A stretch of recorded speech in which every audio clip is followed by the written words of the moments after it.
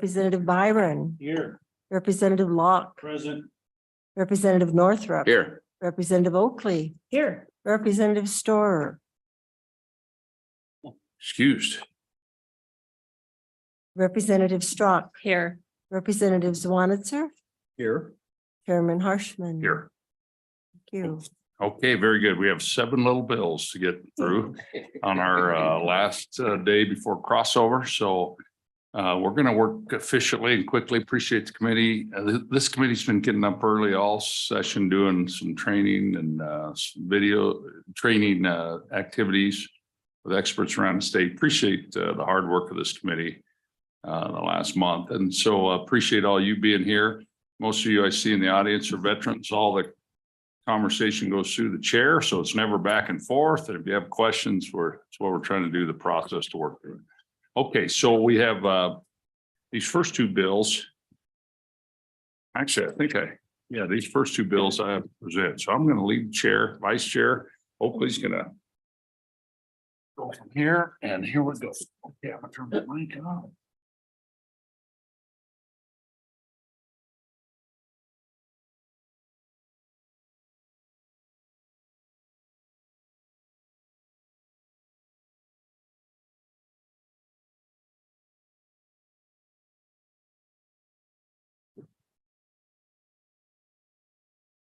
Chairman Harshman, are you going to walk us through House Bill 114?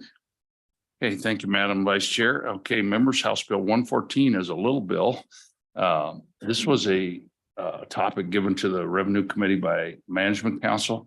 So this bill, we were given the committee really the fiduciary responsibility to make money off our trust lands. That's what it's all about. That's what we raised our right hand for. And so we're trying to really maximize value. So it was probably September, October, whenever that fall meeting. We were going to do another study bill. As a committee, we just pushed that back and said, let's work with the Office of State Lands, State Land Board. Let's get a few of their little fixes that we could maybe come forward with to help the process. So that's what this bill is. So, Madam Vice Chair, so this first section on 2 and 3 on the improvement value that can be done from 2,000 to 4,000 is in an ag bill also. Okay, so that's moving forward. And you remember that early in the session, that bill I was trying to amend. Okay, and then payments for these existing improvements changing from contributory to depreciated market, and that's on page 3 and 4. Just changing that word contributory value to market, depreciated market value. And then changing the link, just giving the option to the State Land Board, the top 5 elected officials on a 99-year lease instead of 75, and making that an option. And particularly some of these industrial commercial investments, these are long-term investments to try to cost that out. And then putting the word residential. Now, the State Land Board, the 5 electeds already think they can do that. They can do this probably, but this just makes it clear in our statute. Okay. In my opinion. Okay. And then over on page 5, you'll hear from the county commissioners. This has been a rub over on page 5's line 7, 8, 9, 10. Who's first in order? Who's got supremacy? Well, the state does on state lands, right? It's not the city or county. And there's actually a little lawsuit going on just before Christmas. I don't know if you saw that before Christmas. You were probably didn't see that, where the State Land Board sued a county here in the state, and that suit is ongoing. Probably some will talk about that. Okay, the next deal on bottom of page 5, just adding some words to recreational purpose, because you can see that list. And this is a problem with statutes because they all become dated. Cabin sites, public campsites, parks, recreation, golf courses, associated residential development, youth groups, ski, winter sports. And then the proposal, any other recreational purposes determined by the board. Who knows what, right? 20 years from now. So that's that. Flipping over to page 6. Appraisers for improvements. Really, this just sets out that if at some point, there's 90 days really to determine if not, we're going to go to the 3 appraisers, but it sets a time limit on here to make sure we can get this issue settled on payment of improvements and appraisal for improvements. And then over on page 7, Madam Chair, appreciated market instead of contributory value, as you saw earlier. And then adding to that on page 8, and that's really the bill. So I'd stand for any questions. Probably folks here in the room can add more to it too. Thank you, Madam Chair. Thank you, Mr. Chairman. Questions for the chairman? One here. Representative Bear. Thank you, Madam Vice Chair. Mr. Chairman, historically, if you could just give me some insight, you said that the top 5 have already believed that they're capable of doing this. Have they, I mean, is there some examples where they have or where they've run into trouble doing this without the statute?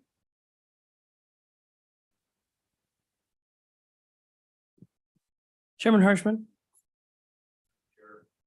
On the residential is where I said that. Yeah. And you know, I think that you can hear probably from statement, the Office of State Lands on that. And I don't want to, yeah.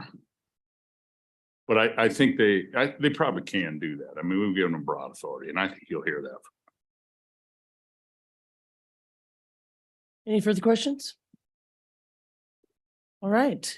Is anybody else in the room here to testify regarding this bill?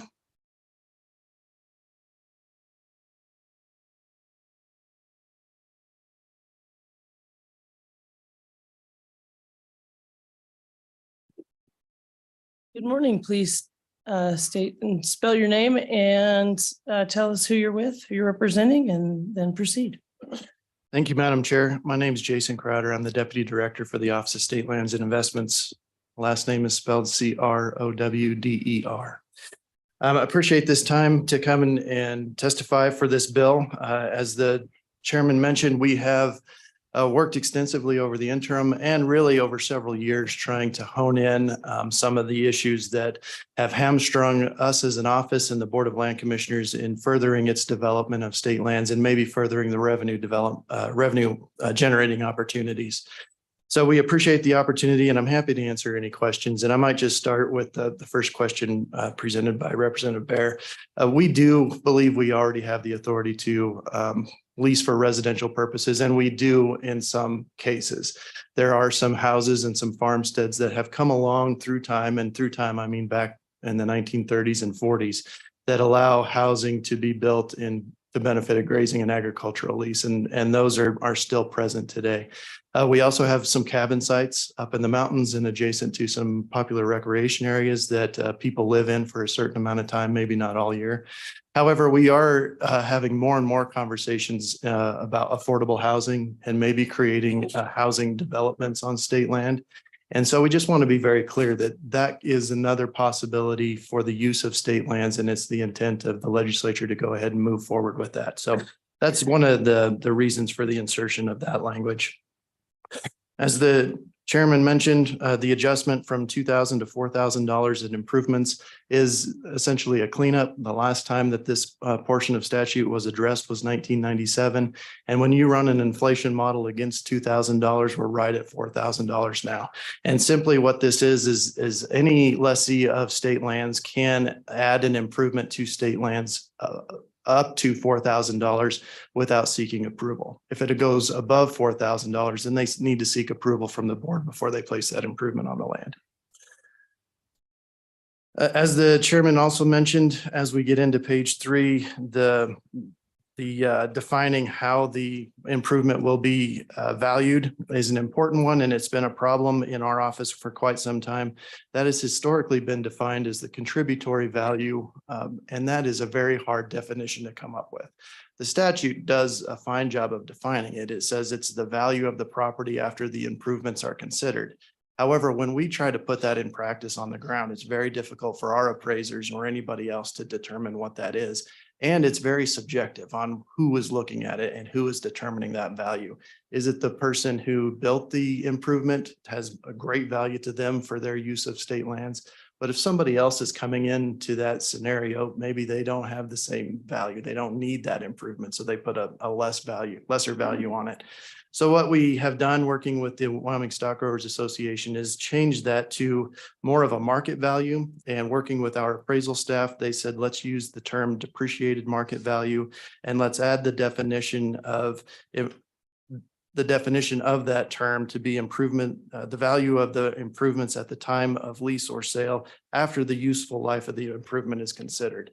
So we do have improvements that have been out there for 100+ years, yet they still have some value. They may not be in perfect condition, so they need to be depreciated, and that's a normal market situation for us. Now, there are two ways that this comes into play for us. One is a loss of lease. So if a lessee, for whatever reason, loses their lease, they don't meet the renewal timing requirements, or they can't meet a conflicting bid, or for whatever reason, they don't make a payment, and a new lessee comes into that scenario, that's where this provision has historically been used. Another way is if we were to sell the lands, and this doesn't happen often, but it does happen, and there are improvements on those lands.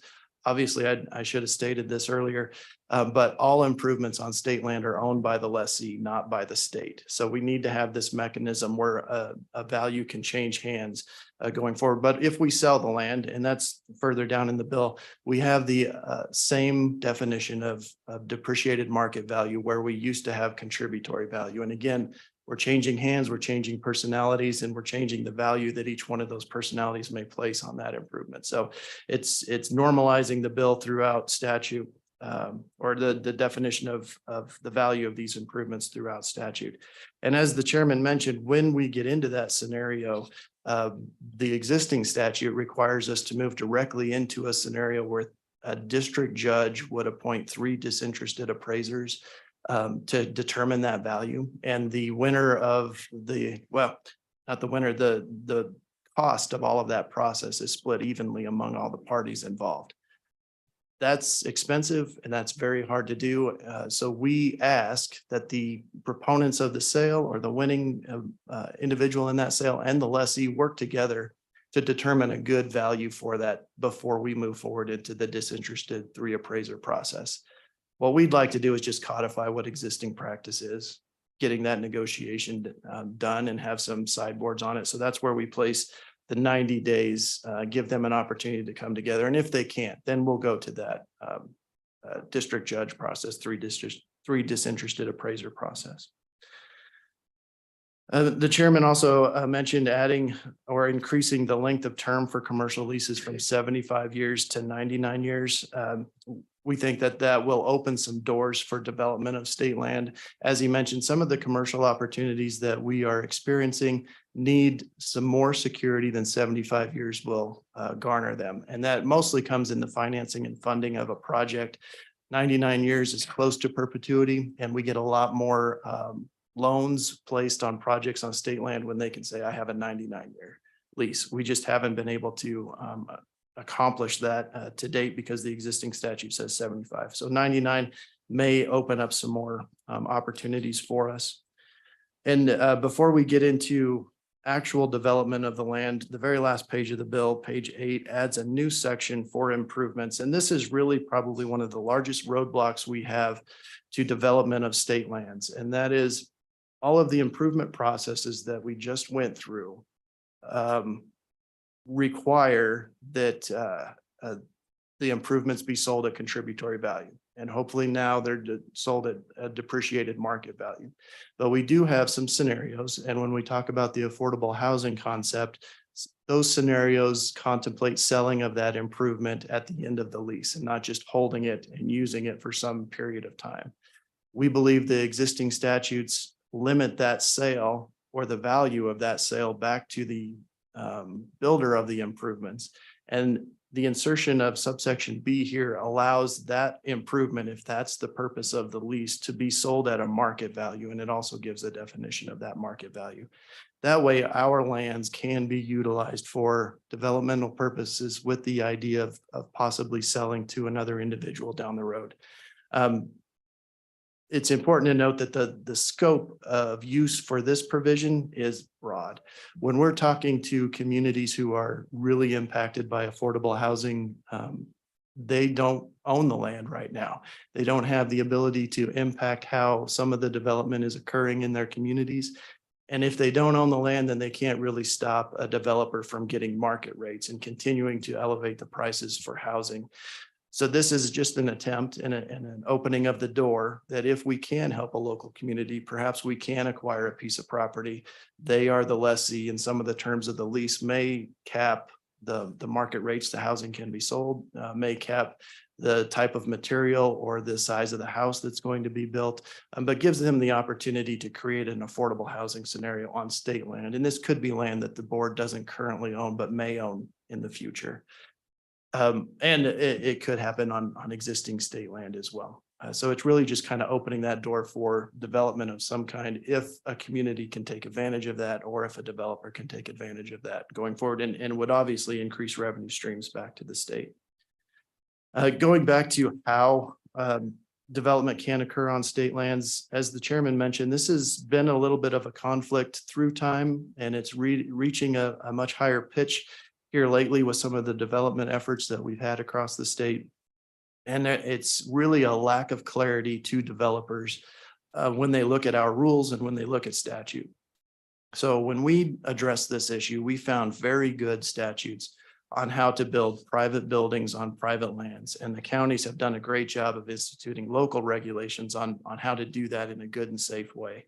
There's also great regulations on how to build state buildings on private land. But there is a gap and a void on building private buildings on state land and what building code you should build to. We've had a great working relationship with the counties and their local planning and zoning departments through time, where our proponents of projects on state land have worked in good communication with them and have come up with a development minimum standard that everybody could agree to, and development projects have occurred. However, some recent activities have brought into question what is that minimum requirement. And so what we're trying to do with this bill is give those people who are building private buildings on state land the minimum requirement to build to, so that they understand what the intention of the legislature is, and as well as the board, because the board doesn't want to have buildings or structures built that are not sustainable, that are not safe, that just can't be used for the length of the term of the lease. The existing language within the statute. Can I stop you real fast and go back to that? So Representatives wanted to. thank you. Clarify for me. You don't want any structures built that would be temporary in nature, so you would only. I just want some clarification on that. I'm not sure I'm agreeing. So can you go through on when the board says they want a structure built and it has to be a certain quality? Is there a standard on how long they expect that to have a useful life or depreciation, or all those, if I could? Thanks. Deputy Director Crowder. Madam Chairman and Deputy or Representative Swanser, that's a great question. And what the board intends is for any structure built to be able to stand up and be sustainable for the life of whatever lease it puts it under. So if it's a 5-year lease, it needs to stand up for 5 years. If it's 35 years. And it shouldn't burn down in that in the meantime. So it needs to be built to a standard to withstand whatever use it has. So if it's residential, it needs to be built to a standard that will be a safe environment for that purpose. And Nope, I think I get it now. Thank you. the existing language that has been stricken in the bill on page 5 really was confusing on a lot of points. We have historically interpreted that provision to mean the safety component. What is the minimum building standard somebody should build an improvement to? And that has been it's confusing language. That's how we've been historically interpreted it, and others can read it and interpret it a different way, that all planning and zoning regulations within a county need to be adhered to. So we want to try to clear that up for the developers of our land. What is the minimum standard that they should build to? In research, the state fire marshal's office and specifically the Council on Fire Prevention and Electrical Safety have adopted the IBC, or the International Building Code. And that is a good standard to build to. And so what we'd like to do is state here that any building on state lands need to comply with that code, because that's a state adopted code. It's regularly upgraded and updated, and it's used nationally, and it's upgraded by people in the field, by engineers, by architects, by all the people who would fall under that. So we're just clearly telling that person who's developing on state land, this is the minimum standard you need to go to. Madam Chair, that's everything within the bill. We've proposed an amendment after talking with the County Commissioners Association and working through some of these issues that would also bring them into the conversation, because the other perspective is there are good and responsible ways to develop state land that can also help a community grow. And that's one of our trust land management objectives. So it's important for the counties to be a part of this conversation. And I don't think we would ever contemplate that we would totally cut them out. But at the same time, the Board of Land Commissioners is the ultimate decision maker on development of these lands. So we want to maintain the sovereignty that they hold, but we also want to bring the county commissioners and their local planning and zoning departments into the conversation as we're looking at larger commercial and industrial development projects. So Deputy Director, do you want to explain the amendment further? Sure, absolutely. And I believe it's been handed out to you, but simply it would add a new section on page 5, subsection E, which would state, when leasing state lands for commercial or residential purposes, the board shall promulgate rules and regulations necessary to develop and review criteria in consideration of the following local government provisions, except to the extent that the provisions violate Article 18, Section 3 of the Wyoming Constitution. And that article is the article that grants the Board of Land Commissioners its powers to manage these lands. Those local government provisions include an adopted growth policy or a neighborhood plan, zoning regulations, subdivision review, annexation, plans for the extension of services, and any other actions related to local planning. And we understand that we're not creating a new wheel here, that other states in the West have done this. And in fact, we worked closely with the state of Montana and their state trust land office. This is what they have very closely in current statute and is in current practice, and it seems to work well for them. And we would like to mimic their process as much as possible. How this works practically, they get an application in, we would expect to get an application in for a development project. We would understand what that project is and then reach out to the specific county the project is in and allow them to comment for these specific provisions. And then we would try to, as much as we can, depending on the desire of the board, roll those into the actual lease terms of whatever development was occurring, so that there would be some teeth behind it and hopefully have very good holistic project moving forward that met the needs of everybody. Madam Chair, that's the amendment, and I'm happy to answer any other questions. Very good. Thank you, Deputy Director. Questions, Representative Locke? Thank you, Madam Chairman. Just a quick question. This is more me learning, but is there a process when the state is deciding to build out something like this? Is there some kind of local community notifications and things like that happen? Is there a procedure, a process around that? I'm sure there is, but I'm just curious more than anything. I'm just learning. So, Deputy Director? Madam Chair, Representative Locke, it's a good question, and there's not a great process for that. Every decision made by the board is obviously done in an open public session, and we notify that to anybody who's interested of the projects that are on the agenda for them to approve. But we don't have a public listening session or a scoping session built into any of our rules and regulations when conducting this type of development. And again, it doesn't happen often. This is very much a one-off situation, has great revenue impact to us, but it doesn't happen all that often. And that's what the amendment, I think, it also tries to do is put that communication at the county commissioner level and at the planning and zoning level within their government structure, and that communication is spread throughout their community as well through that. Follow up, Representative Locke. Thank you, Madam Chairman.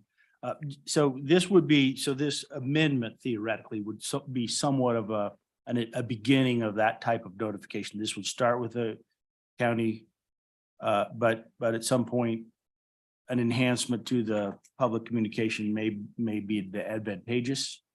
Or thoughts? Mr. Chairman or Madam Chair, Representative Locke, I think so. In fact, we're working with another bill to add some more notification. If we understand there's a piece of property that has opportunity for development and we're trying to seek proposals for that development, we're adding a 30-day notice period to the general public of our intent to enter into an RFP. So that could lead into one of these type of development projects. It would be extremely before the process we're talking about now.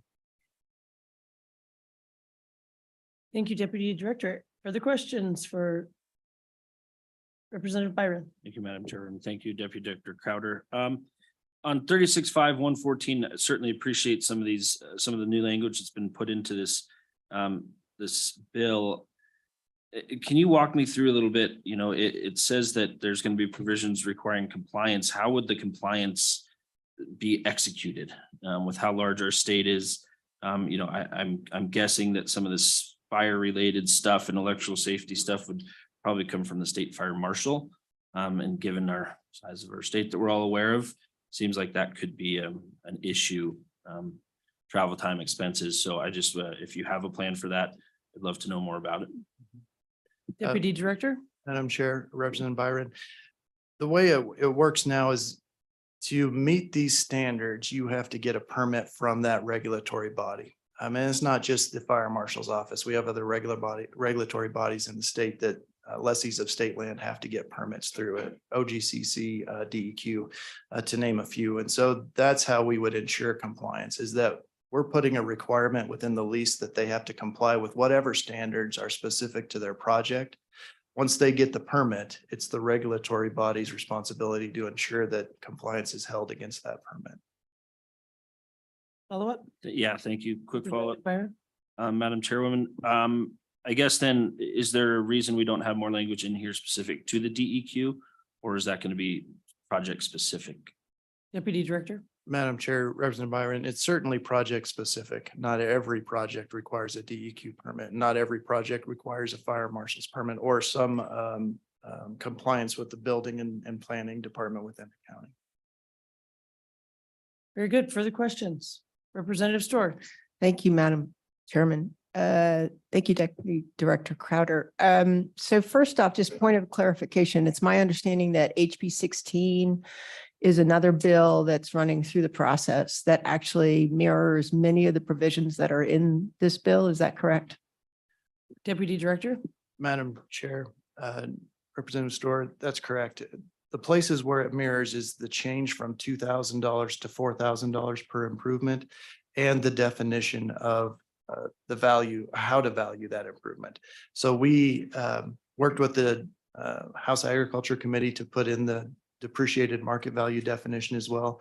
They've made a change and just made that market value, and they've also added a different definition in there. And I apologize, I didn't bring that definition today, but that's where the two bills started as a mirror, and where they deviated was the definition and the term depreciated market value versus just market value. Follow up? Follow up, Representative Store? Thank you, Madam Chairman. So there's a number of provisions in this bill that are mirrored exactly as the other bill, correct? And that would be the first. Could you be specific about where those are? Deputy Director?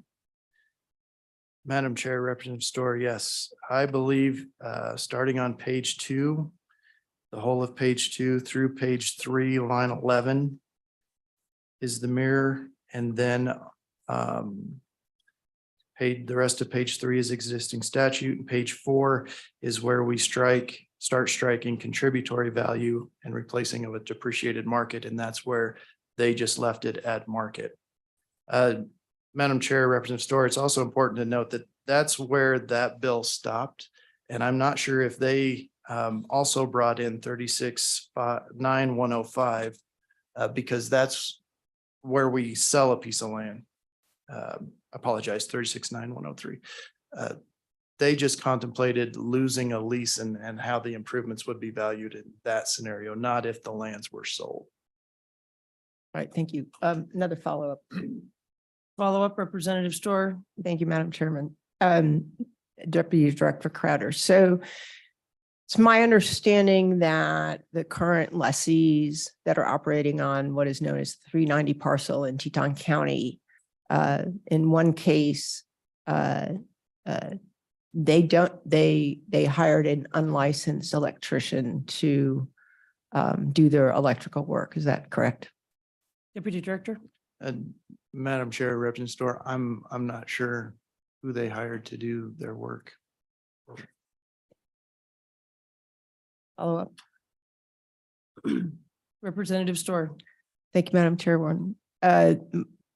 So you don't know who they hired to do the electrical work? Deputy Director. Madam Chair, Representative Storer, it's my understanding that they have not completed any electrical work yet. Who they have contracted to do that, I don't know. I do know that they have held meetings with the county, with the County Planning and Zoning Department and Building. I'm not sure the title of their department, but who would oversee electrical work on private land within the county. They've had conversations with them on what is needed and what could be needed. I don't believe any electrical work's been done on that project that I think you're alluding to date.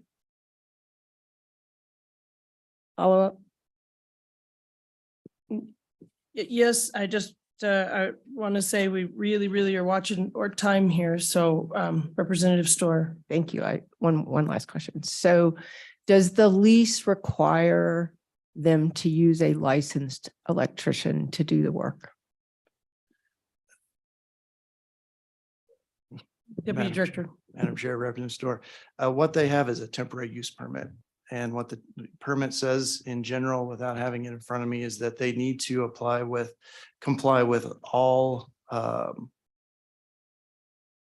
laws and regulations specific to their project.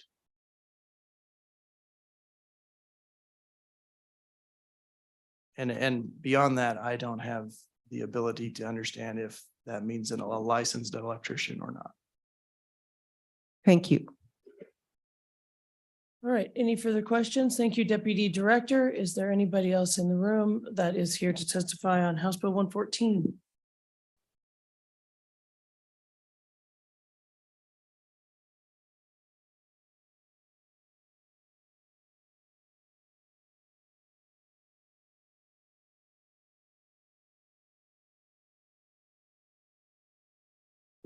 Thank you. If you would introduce yourself and who you're with, Mr. Riemann. Good morning, Madam Chairwoman, members of the committee. I'm Jeremiah Riemann here on behalf of the Wyoming County Commissioners Association. I'm joined in the room by Johnson County Commissioner Bill Novotny, who's our current president of the association.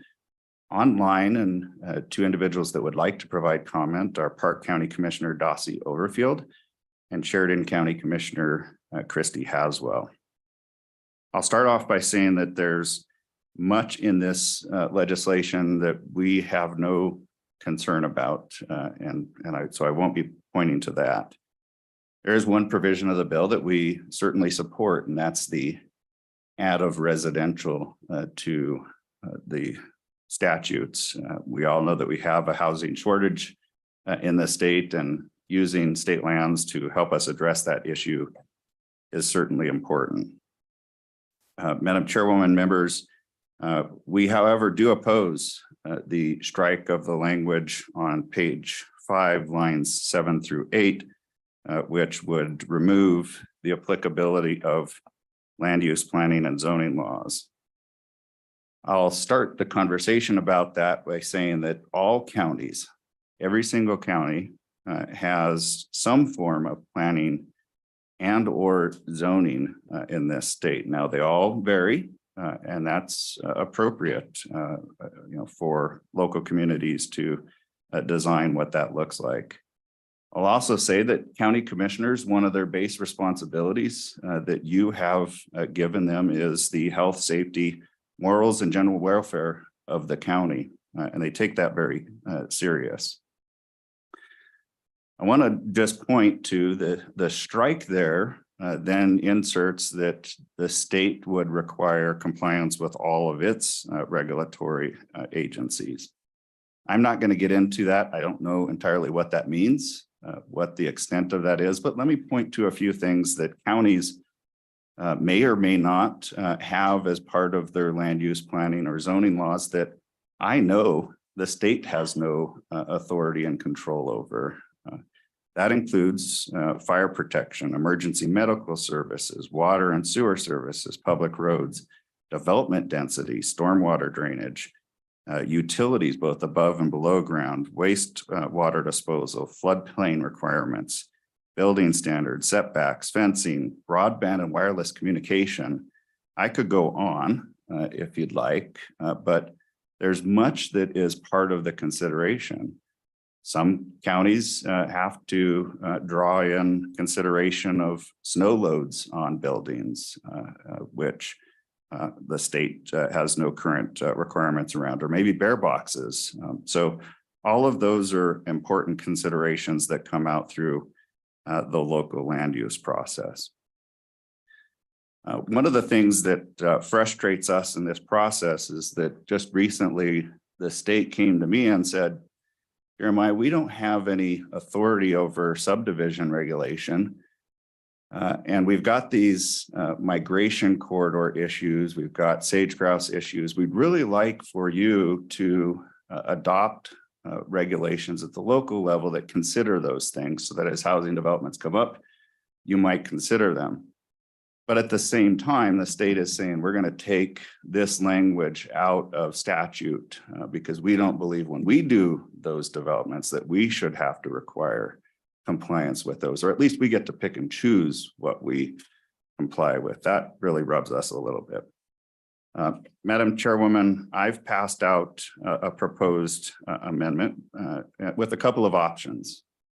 One of those would be to simply reinsert the language. That's our preference in this conversation. Chairwoman, I've offered a second option if that's not best for the committee and where we want to go. And it gives some consideration to what you just heard from the State Lands Office. And that would be that the state shall require compliance with applicable local land use planning and zoning laws, except, and I put the except in there, and I worked with a couple of folks, those laws cannot unreasonably limit or preclude development of state lands.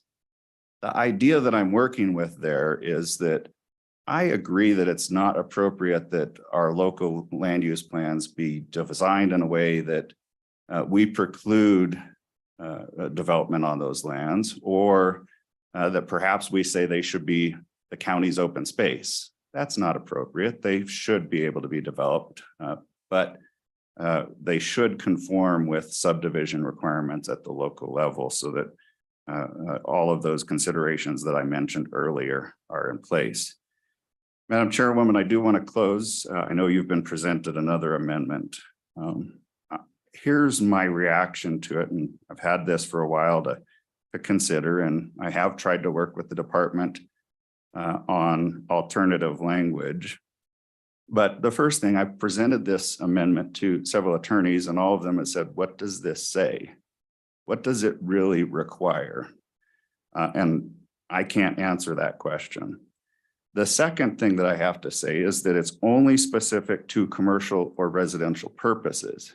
If you look at this bill and the provision D on page 5, that covers industrial, commercial, residential, and recreational purposes, all of which could be contained within local land use planning and zoning laws. So that's an omission from this. I think the other part of this that rubs us a little bit wrong is we at the state, I was there at one point in time, complained that the federal government just wants to consider our local land use plans in their federal planning processes. And unfortunately, I read this language to do nothing more than that with our local land use plans. So it's a little frustrating that the state would want to do the same thing, or at least give the impression that they want to do the same thing as the feds. I do appreciate my good friend that presented this to you, but we're not supportive of that particular amendment and would ask that you not move it forward. Again, I do have a couple of commissioners that can provide more context, but I'm happy to provide, or sorry, to answer any questions that you may have of me. Thank you, Executive Director. So can you say again, you just said the omission. Will you restate that? Tell us about, you said the omission in this bill. Madam Chairwoman, I suspect you're referencing to the state lands amendment. And in that amendment, it applies only to commercial and residential purposes. The current language in provision D and in current statute is applicable to all but residential. It includes industrial, commercial, and recreational. So there are two components that are missing in essence. Thank you, Executive Director. And I've got a question. Do you think that there's a way, so they strike the language where they have to follow applicable land use planning and zoning laws and add theirs, and you strike theirs and add yours? Is there a way to say including provisions considering all applicable land use planning and minimum standards adopted by, I mean, is there a way we could consider both without conflicting? Do you think that's something? Madam Chairwoman, if the question is, am I still open to a conversation around these amendments? Absolutely. Am I open to the notion that it's just consideration of our local plans? I don't think that's where I'm going. Thank you. Questions, Representative Zwanitzer. So following up on that, thank you, Madam Chairman.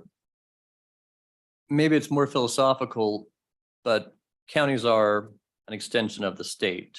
And tell me why I should not be concerned that we're going to subject the State Board of Land Commissioners to local planning and zoning laws from the county. Doesn't, I don't understand how we would require the state to have to abide by county's planning and zoning commission requirements when we're the state and we create you. If you could elucidate that for me. Executive Director. Mr. Chairman, this provision has been in law for a long time. I don't have the specifics around that. It's not been an issue until recently with a disagreement in one county on one parcel.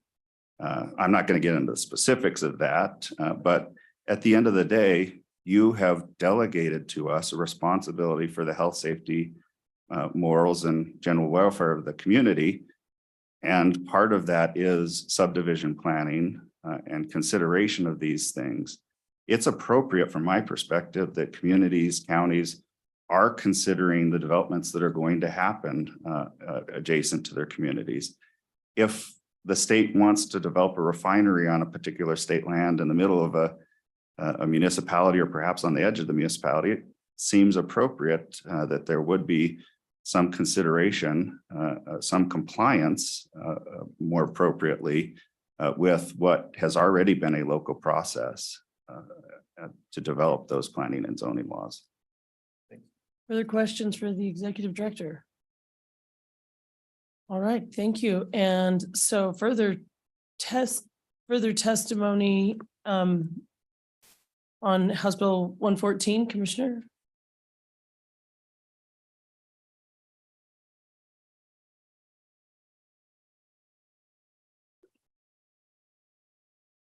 Thank you, sir. If you would state your name and who you're with, and then go ahead and tell us what you need to tell us. Madam Vice Chairwoman, members of the committee, I'm Ken DeCarry. I'm the Director of Government Relations for the Wyoming School Board Association.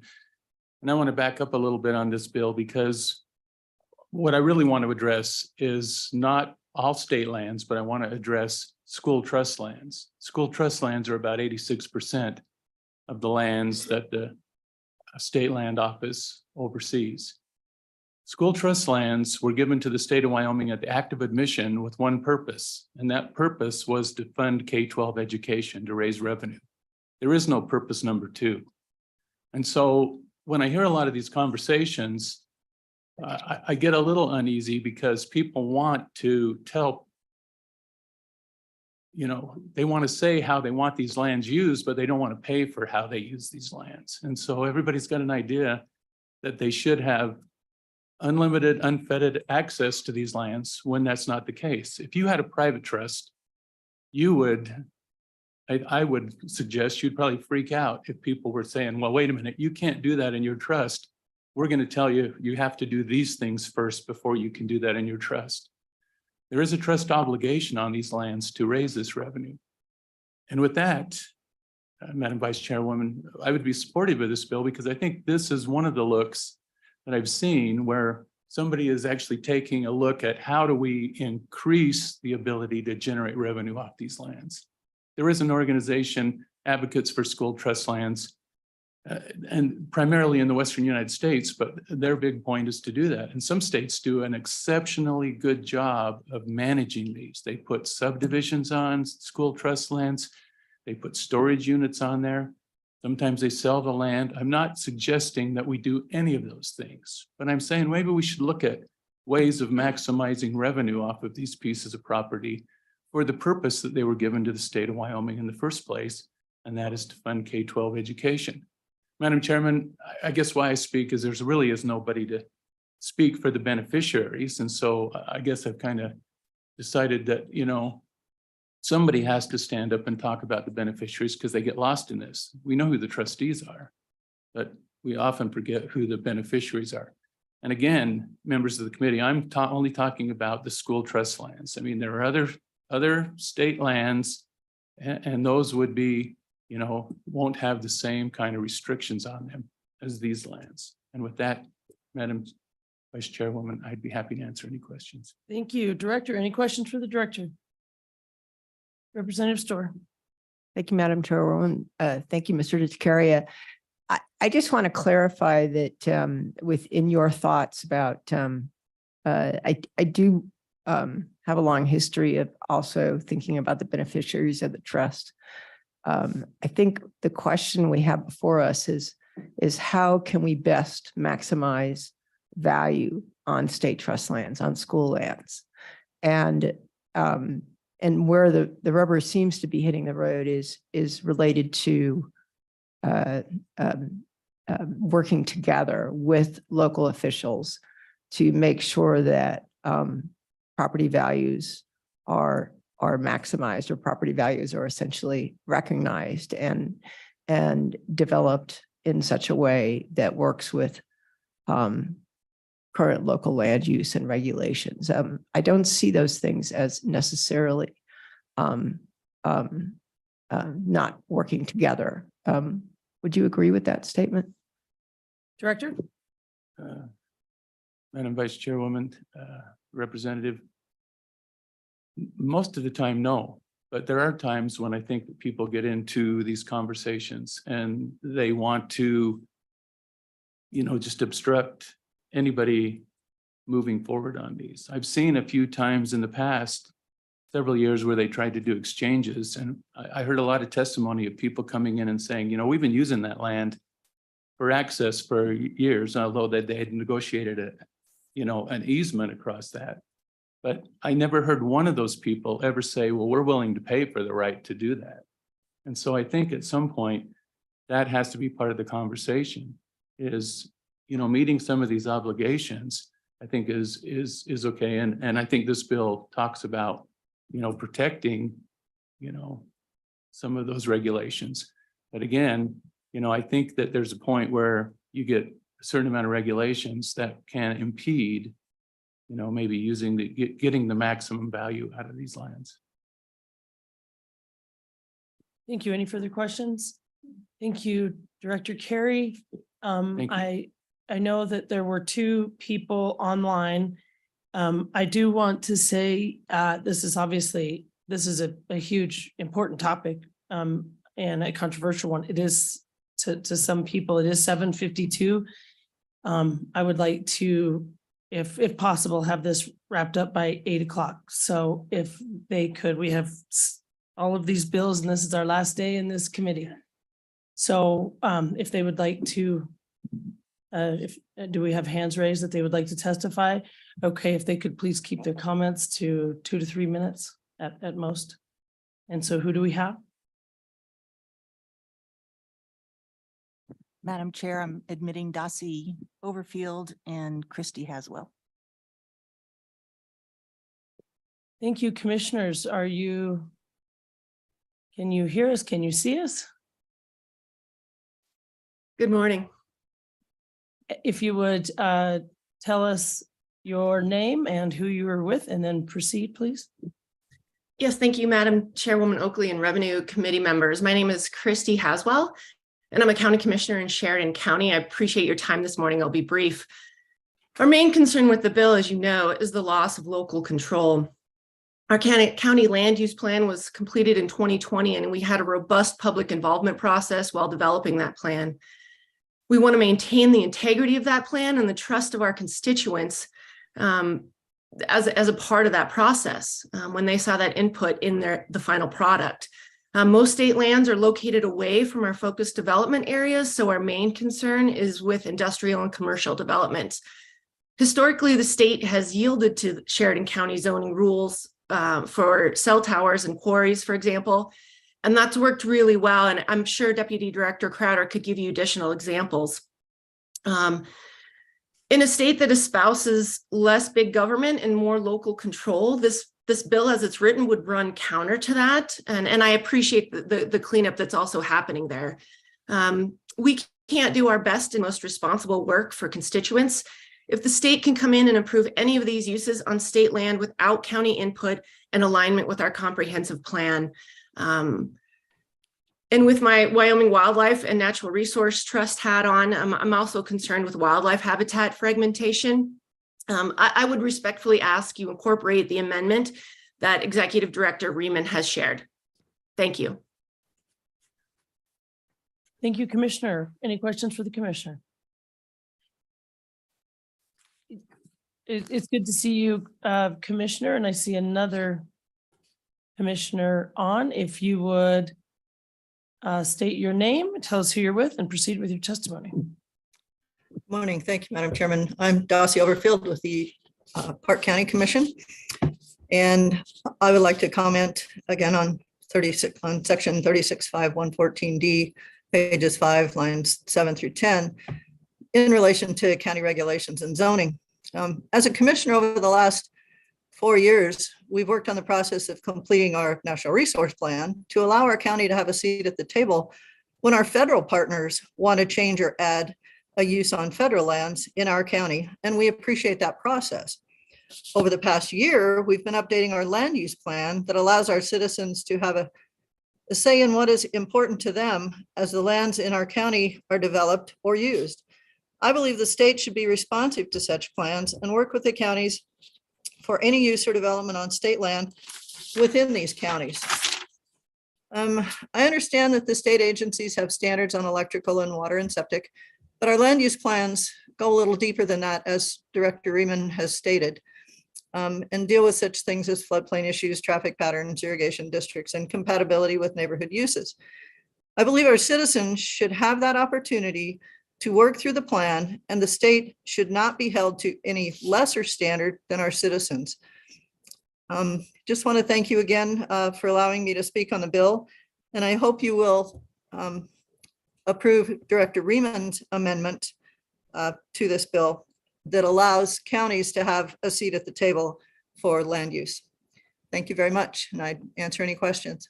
Thank you, Commissioner Overfield. Any questions for the Commissioner? Okay, seeing none. Thank you. So, I see two. So why don't Mr. Garrett, why don't you both come up to the table? And if we could, and I know this is tough, but anything we can do to limit the time would be appreciated. Thank you, Go Madam ahead and Chairman. introduce yourself. Brett Moline, Wyoming Farm Bureau Federation. In an attempt to be uncharacteristically brief, I would suggest on this bill, House Bill 114, to delete out the sections 36.510 and 36.511. These have already been worked in House Bill 16 that has passed this House. And then there does need to be some, in that bill, they use the words current market value, which I think is a better descriptor than, depreciated market value. That gets kind of nebulous. What's a depreciated market value? Should just be a market value. That's what you should have to pay. And I do have some concerns about the lengthening the time of the lease from 75 to 99 years. That's a long time. In having visited with some bankers in my family, about getting the financing, most banks are going to require a much quicker payoff than 99 years. I realize that's good for your business plan, but if for financing, typically that you're looking at maybe a 20 or even a shorter time frame. But increasing that seems to be, the longer the lease, the more potential problems there is with the lease. So speaking against increasing that to 99 years. I do notice on page 6, 39-105, again, that's where you're using the depreciated market value. Change that to current market value and then coincide the definition. It's listed earlier what current market value is. To me, market value is what you want to get. Current doesn't hurt, but I don't think it adds a lot. And then I do notice on page 8 that is only for commercial or residential. I'm just kind of curious why industrial's not included in that. And then one more point, one of the concerns about adding another lease on top of a lease, we discussed this in the Ag Committee, that if you have an agricultural lease, which is only for 10 years, it's not for 75 or 99. But if you want to put a recreational lease on top of an agricultural lease, you at least have to work with the current leasee. And I'm thinking of if there is, an industrial lease, commercial, residential, and it's not using all the land. If you wanted to put, the way I read this, the state could put another lease on top of that, some land that isn't currently being used in that. But I don't see in statute where you need to notify the current leasee. And I think that's important to get it into statute. I know you can do it through rules, but that is an instance where I think it's very important to have it in the statute. So by golly, we really mean it. And with that, Madam Chair, I know I talked a lot very fast. Thank you. And but I would sit for any questions you or the Thank you, committee may Mr. have. Moline. Is there any questions? Just brought up some new issues. Okay, thank you for your testimony. Mr. Garrett, if you would introduce yourself and give us your testimony. Thank you, Madam Chair, members of the committee. My name is Richard Garrett. I'm representing the National Parks Conservation Association. As we all know, Wyoming is home to 2 national parks, including our nation's first. Both produce tremendous economic benefit to our state. Don't need to amplify that too much, but those national parks are home to wildlife, and it's for that reason that so many people visit our state. And wildlife, as you know, do not know any boundaries. And our concern is that residential development, industrial development too, any kind of development that impacts wildlife can have a negative impact on our state's economic resources. So to be brief, on page 5, line 9, where we talk about requiring the board to consult with state regulatory agencies, I'd only ask that Wyoming Game and Fish be included within that language. They've done tremendous research, as we all know, on migratory corridors, wildlife habitat, and to not specifically include consultation with Game and Fish would be a major deficiency in this bill. So respectfully, we ask that that be included.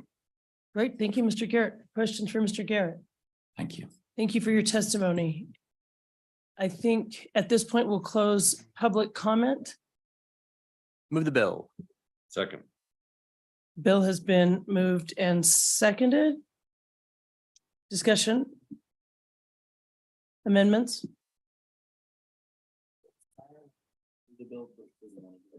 It's moved and seconded. Madam Chair, you have a amendment? Chairman Harshman, now that you're back up here, yeah, I would move, we have a few amendments in front of us. There might have been more that were brought during those discussions, but I would, I'll call it amendment number 1, Wyoming County Commissioner Association, the preferred, which, and we can hand this back out, which would reinsert the deleted language on page 5, line 7-8, as well as page 5, line 8, before inserted minimum and insert and all. And I think you already have that language. It's the option 1 on the second amendment we were handed out. The option 1 on the one from the county commissioners. Are you gonna run it? You're gonna run it from here? I'll second that. Do you have the amendment? Option 1, so page 5, lines 7 through 8, reinsert the deleted language, page 5, line 8. Before the inserted minimum, insert and all. Discussion on the amendment. Representative Harshman. Madam Chair, I think the real issue here, the zoning thing is not a big deal, but I think this whole planning issue, because planning doesn't have the force of law. It doesn't. That's clear. We corrected that a few years ago. There's been a court case on that in this county. But these planning documents, it's zoning is key. And so I have trouble with planning in there. So that's, yeah. So opposed to that. Further Representative Bear on the amendment? Thank you, Madam Vice Chair. So, and maybe you as an attorney can help me with this. The word unreasonably is here used in discussion of limiting the state. I'm not sure how this would be enforced this unreasonably. Is there concerns in your mind of that? Down here. Okay. When we get to option 2, you can answer that for me, please. If we do, thank you, Representative Bear. Further comments on the amendment? Seeing none, ready to vote. Question being called. All those in favor of the amendment, say aye. Aye. All those opposed? No. The amendment has failed. Madam. Chairman Harshman. Madam Chair, I would move this option 2 by the county commissioner, but I would strike the local, strike land use planning. And so the applicable zoning laws. Yeah, can you restate that exactly So, where yeah, you want option to 2, to I'd cut? strike out land use planning. No.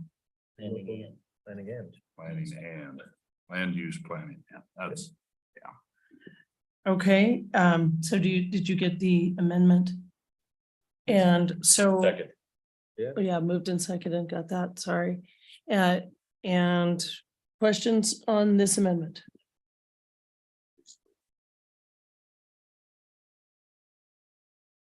I guess for discussion. The reasonably and unreasonably is used an awful lot because that is what gives the discretion for for deciding what that is, I would say. So the word doesn't bother me in the law. Madam Vice Chair, who would be the final arbiter of that? We have the courts. Okay. Further comments or questions on Madam the Vice- amendment, Representative Storer? Thank you, Madam Vice Chair. I would just comment that cutting out the planning language would mean that for many of our counties who don't have zoning, they just have planning. And that would just take out their ability to engage at all if we don't have that in the language. So I would, so on and against the amendment. Thank you, Representative Storer. Further comments, question being called. All those in favor of the amendment, say aye. Aye. All those opposed? No. That amendment has failed. All those in favor, please raise your hand. 1, 2, 3. All those opposed? 1, 2, 3, 4. The amendment has failed.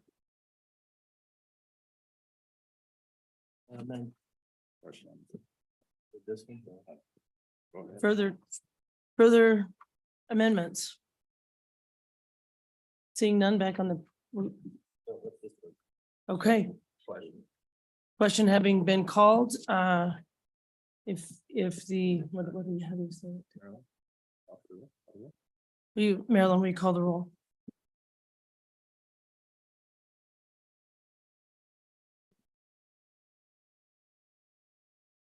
Thank you. Representative Bear, No. Representative Byron, Aye. Representative Locke. Representative Northrup. Representative Oakley, Aye. Representative Storer, No. Representative Strock, No. Representative Zwanitzer, Chairman Harshman. The bill passes with 5 ayes, 4 noes.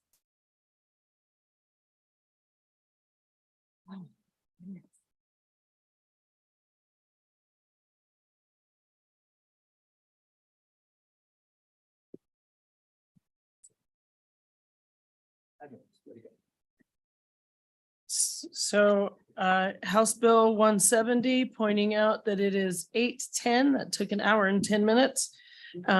So Chairman Harshman, if you will introduce to us House Bill 170 and proceed. I will. Thank you, Madam Chair and committee members. This bill really has two parts to set up spending policies for, and I have an amendment that just totally strips all the Wyoming's Tomorrow out of it. And this is about the Wildlife Natural Resource Trust Fund, and particularly with the actions we did yesterday. The director is here, and Wildlife Natural Resource Trust Fund is in Pool A. It's now at 200 million. It's 188 million before our actions yesterday. 270 million in Pool A, so it's most of Pool A. And so what this amendment does is set up a spending policy similar to our other trust funds. And I haven't, so I have an amendment to strip all that out. I can show you that, but I'll quickly go through the bill. The spending policy and starts on page 2. And then it has a reserve amount there as well. That's set up for a 5X reserve. Then on page 3, it talks about the 5-year average of the trust, the 5% of the 5-year. Now in year 1, you don't have a 5-year average. So paragraph A at the bottom of 3 is year 1, flipping over to page 4. Paragraph B is year 2, C is year 3, D is year 4, and then finally E is year 5 and going forward. Okay, so then Madam Chair, flipping over, then with the amendment, 6, 7, pages 6, 7, 8, and 9 are basically all deleted. And so I've got the amendment I'd like to pass out. It probably helps. Thank you.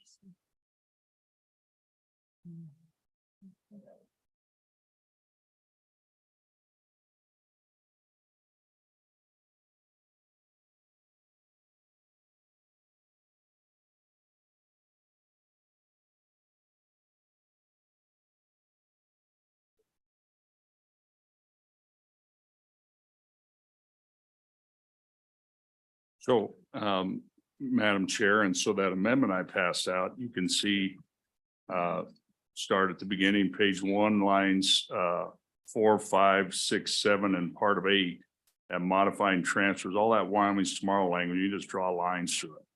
And then on the bottom, on page 14, delete that 21-1902 A and C through R. So and through R, and then put in the word is. Okay, and then flip over to page 5, line 14 through the bottom of the page is deleted. All of line 6, or page 6 is deleted. All of page 7 is deleted. Go to page 8. Lines 1 through 8 are deleted. And then actually, and then all of, and I'm going to delete, I'm not going to put any, all of that will be deleted, all of page 8. And then page 9. And Madam Chair, I'd just say with our actions yesterday on the floor on this amendment, I would delete on the amendment lines 22, 3, and 4, the appropriation and the amendment. I'd just delete that. So just this bill then is simply with this proposed amendment is just about this language, setting up the Wildlife Natural Resources Trust with a spending policy, a reserve account, and a 5X reserve. So that's it. Simple little bill. And the director is here. Thank you, Chairman Harshman. Any questions for the chairman? All right, if the director would come up.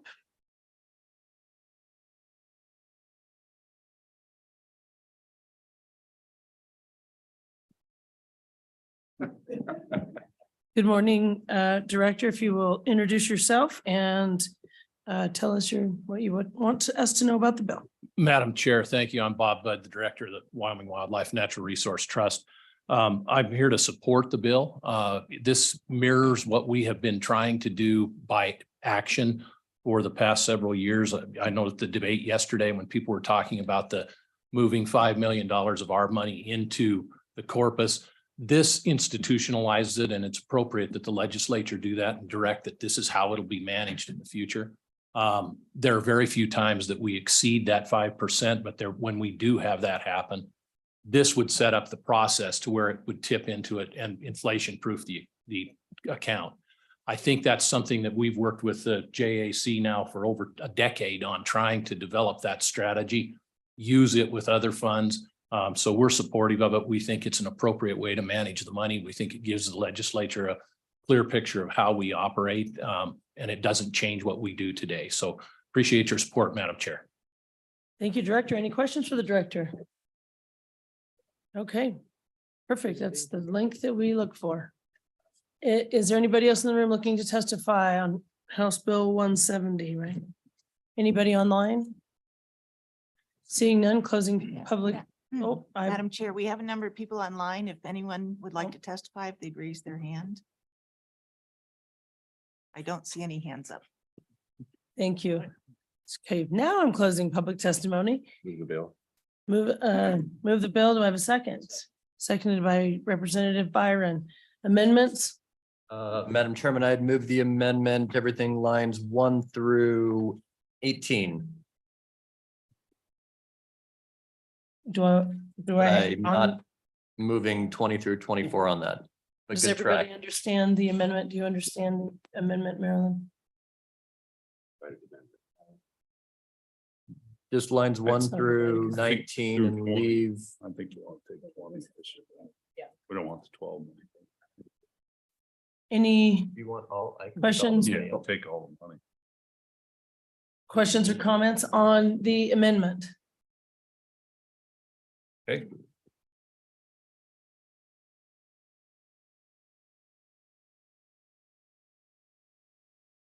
Any further? It's all an amendment, right?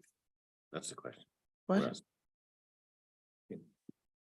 We're not dividing it because this amendment's Right. never been moved. So the amendment is lines 1 through 18. So with that, any further questions, comments? Question having been called, all those in favor of the amendment, say aye. All opposed? That amendment is adopted. Madam Chair. Representative Harshman. I would just propose an amendment to the the title at the very top, doesn't have a line, but where it says public funds on their bill. I would just simply propose that we change that to Wildlife Natural Resource Trust Fund, Reserves and Spending Policy. So when this bill crosses over, there's no confusion. Second. Moved and seconded. I actually want some discussion. Is that permissible? Yeah. As long as you're not amending the catch title. Yeah, He's just trying to. Okay, moved and seconded. Any further comment or question on the amendment? Question having been called, all those in favor say aye. Aye. Opposed? That amendment is adopted. Back on the bill. Represent another amendment, Yeah. Representative Zwaniter? Madam Chair, as much as it pains me, on page 9, just delete the $12 million altogether from subsection 3. Questions, comments on the amendment? Somebody been- should second it, Yeah, hopefully. moved. Is there a second on that? Who was that? Seconded by Representative Byron. Further questions, comments? Seeing none, question being sensed, called. All those in favor say aye. Opposed? That amendment has been adopted.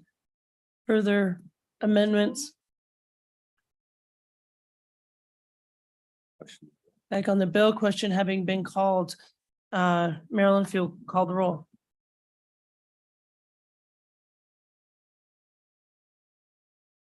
Representative Bear, No. Representative Byron, Aye. Representative Locke, Representative Northrup, Representative Oakley. Aye. Representative Storer. Aye. Representative Strack. No. Representative Zwaniter. Aye. Chairman Harshman. The bill passes. 7 ayes. Excuse me, okay, very good. Thank you, committee. 6 ayes. Picking up steam now. We're on House Bill 174, Homestead Exemption Amendments. Welcome to the committee. Representative Andrew. Good morning, Mr. Chairman and members of the committee. Thank you. I have a very short bill for you today. This essentially removes the limit on Wyoming's homestead exemption. This is a homestead exemption that applies to debt and civil obligation and has nothing to do with property taxes. The purpose of this is to protect someone's home so it cannot be attached to a bankruptcy proceeding or any civil obligation. And I would propose an amendment to bring it down to something like $100,000. There's been a little controversy about making it unlimited, but I'll take anything better than $20,000. So thank you, Mr. Chairman. Okay, any questions of Representative Andrew? Okay, thank you. I appreciate you bringing this little bill to us. Okay, any questions? We'll move to public comment. Anybody want to speak in for or against this bill or any comments? Just come up and fill those 3 chairs up, introduce yourself. We'll move quickly. And go ahead, introduce yourself. Thanks for joining us. Thank you, Mr. Chairman, members of the committee, Scott Meyer with the Wyoming Bankers Association. This is an interesting bill, and I want to just kind of say, I do support the idea that a modification of the amount of unlimited. I want to tell you first that back in 2005, the federal government changed a lot of the bankruptcy rules. And that's important as I get on through this thing. But what Wyoming did was they elected to get out of, they opted out of what the federal government had. And so we have these exemptions. When I look at the exemption on here, currently it's at $20,000 per person. Now, a homestead exemption applies to a whole lot of things, not just bankruptcy code, but bankruptcy is probably where it's most litigated. So when you look at it in 2012, it was at 10,000. Now then it got moved up, 2012, they moved from 10,000 to 20,000. Obviously, home values have increased. And so it probably makes a lot of sense to bump this up a little bit. What's interesting though, is there's an exemption also for your work tools, which is currently at $4,000. you probably can't do that, replace that stuff for 4,000. So that's another area that probably needs to be looked at. Furthermore, there's an exemption for vehicles at 5,000. That probably, you probably can't buy a car very well, much of a car for 5,000. So that's probably another area to look at. But the reason that I'm really kind of up here talking to you about how this exemption works, and that's why I'm in support of having at least a cap in there of some amount, is that when lenders lend you money, they look at what your equity is and what all your assets. And while you do want to protect your home to some extent, if you've got a lot of equity in there, if a lender looks at that and says, geez, I think I can make a loan to that person for a certain amount, we know that they have some equity in the house. If you take that away, then that disadvantages probably the people that most likely need it. Those are the ones that are on very thin ice anyway when it comes to credit. So you really want to make sure that you don't take away the advantage of having that, because that's an asset that a lender could look at on foreclosure of some sort, of trying to satisfy a non-secured loan, then that takes the problem, that makes the problem even bigger. So, the idea is that if a debtor declare bankruptcy, then you look at that and you say, geez, I thought I had this extra equity in there. Now I don't, because that's something that's going to be protected. The reason I wanted to also mention that the change in 2005, I just want to give you a hypothetical. If you are a star running back for USC and you win the Heisman Trophy and you go on to play in the NFL for somebody, say hypothetically the Buffalo Bills, and then afterwards you get done and you're charged with murder of your wife and her boyfriend. What is the one thing that you end up doing? Because you know that you're going to probably face criminal charges. You put that stuff into a home, and the only state that has an unlimited exemption like this is in Florida. So you put everything into your home and nobody can touch you. I think those are the unintended consequences that you look at. You say, I'm not sure that's exactly what we intended. So with that being said, we would like to see to have that. We think that probably ought to be moved up, but we think that the unlimited part is not realistic. Okay, thank you. Any questions? Representative Oakley. Thank you, Mr. Chairman. So the bringer of the bill has even already said, has taken out the idea of unlimited. So I think we're there with that. So the only question I would have for you is an amount. Do you think 100,000 is reasonable, fair, and fits all the goals that we're balancing here? Mr. Chairman, Representative Oakley, I would think that the cap probably ought to be closer to something like 50. Yeah. We've doubled it up over the last 10 years then, and I think that's much more reasonable. But that's just a shot in the dark. Okay, any other questions? Thank you for being here. Mr. Meyer, appreciate you. Hey, any other testimony on this, on this bill? Anybody online want to testify on this bill?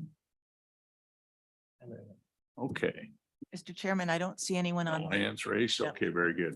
Members, that's your pleasure. Move the bill by Representative Northrop, second by Representative Bear. Okay, members, any amendments? Yes, sir. Mr. Chairman. Go ahead, Representative Bear. Mr. Chairman, thank you. I recommend, or I move an amendment, reinserting the language not exceeding and insert $100,000 following that in value is reinserted. Second by Representative Strack. Okay, any discussion? Okay, go ahead. Discussion, Representative Oakley. I think on and against, I originally had thought $100,000, but with Mr. Meyer's testimony, I'm concerned about turning around and hampering people's ability to get loans, which is probably more detrimental than what we'd be looking at here. So it seems to me maybe 50,000 is better. I don't know. Okay, any other discussion? Okay, go ahead, Representative Bear. If I have notice one thing in our economy lately, it's just the extreme rapidity of rapidness of, I guess I would say, of the increase in value of homes and homesteads. So I'm going to be on and for 100,000. Okay, all those in favor, the amendment, all those in favor say aye. Aye. Opposed? No. Okay, all those in favor, raise your hand. 1, 2, 3. All those opposed? 1, 2, 3, 4, 5. Okay, is there another amendment, Representative Oakley? Thank you, Mr. Chair. I would make the same conforming language, but insert $50,000.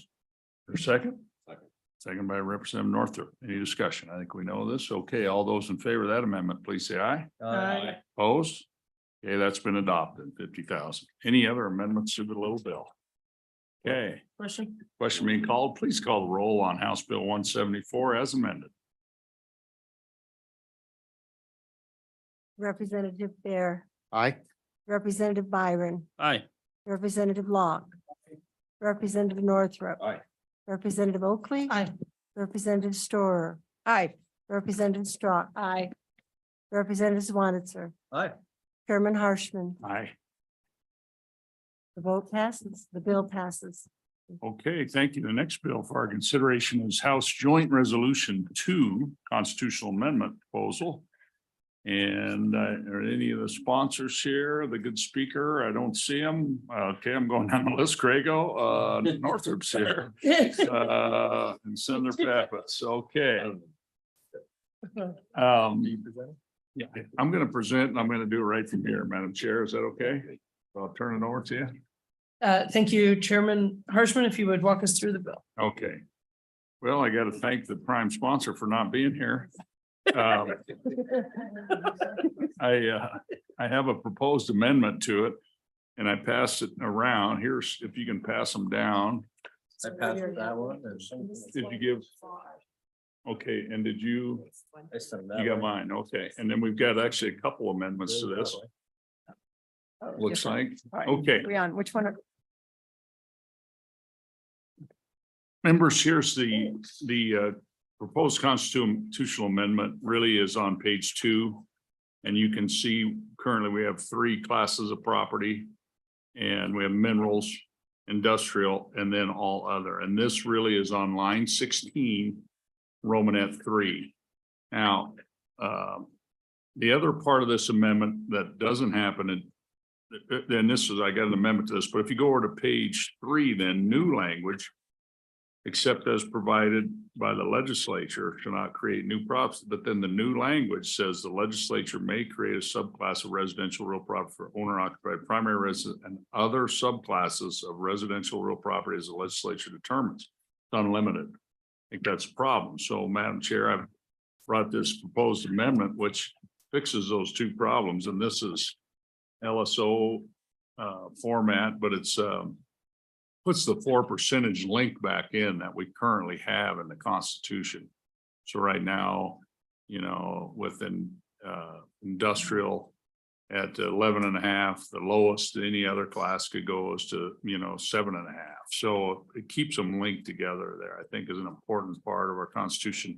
So this would insert that back in it. And then finally, Madam Chair, this amendment would, I think, to make this thing palatable and to make it work is on page 3, lines 14 and 15, delete that entirely, lines, page 3 lines. And may author, delete that entire amount.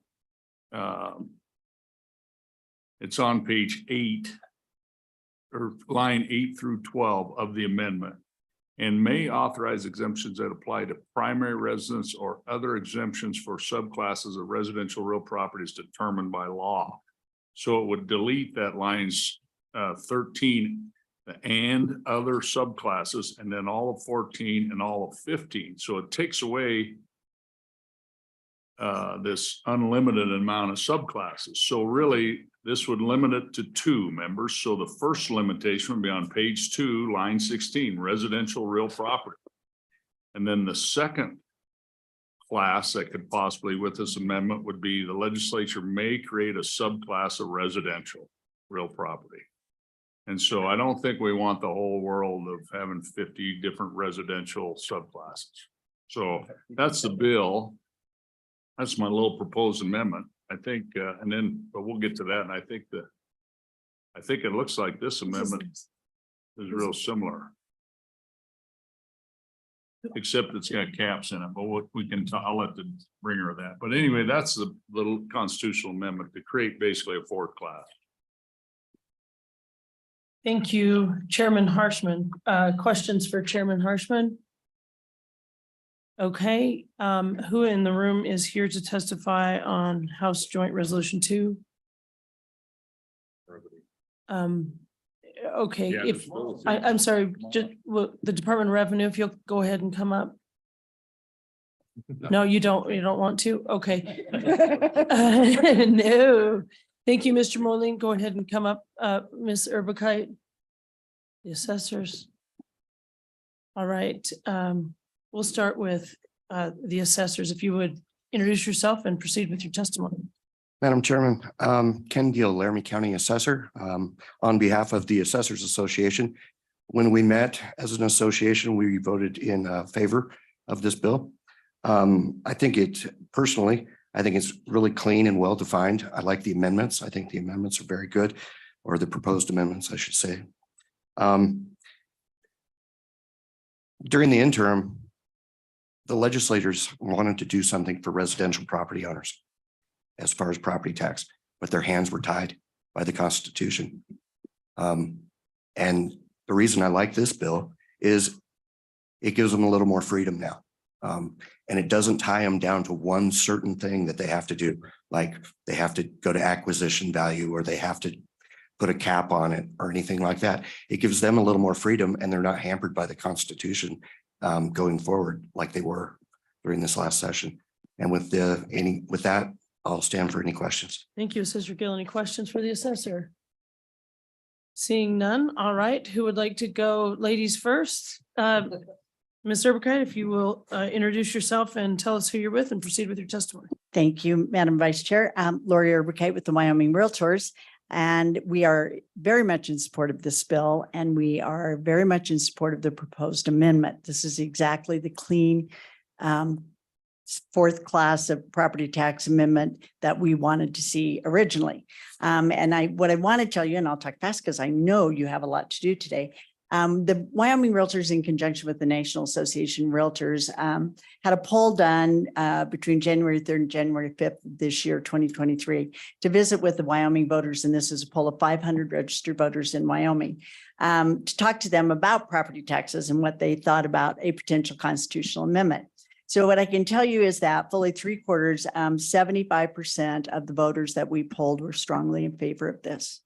A majority believe that their property taxes are too high. And most agree that housing costs are making Wyoming unaffordable for young adults.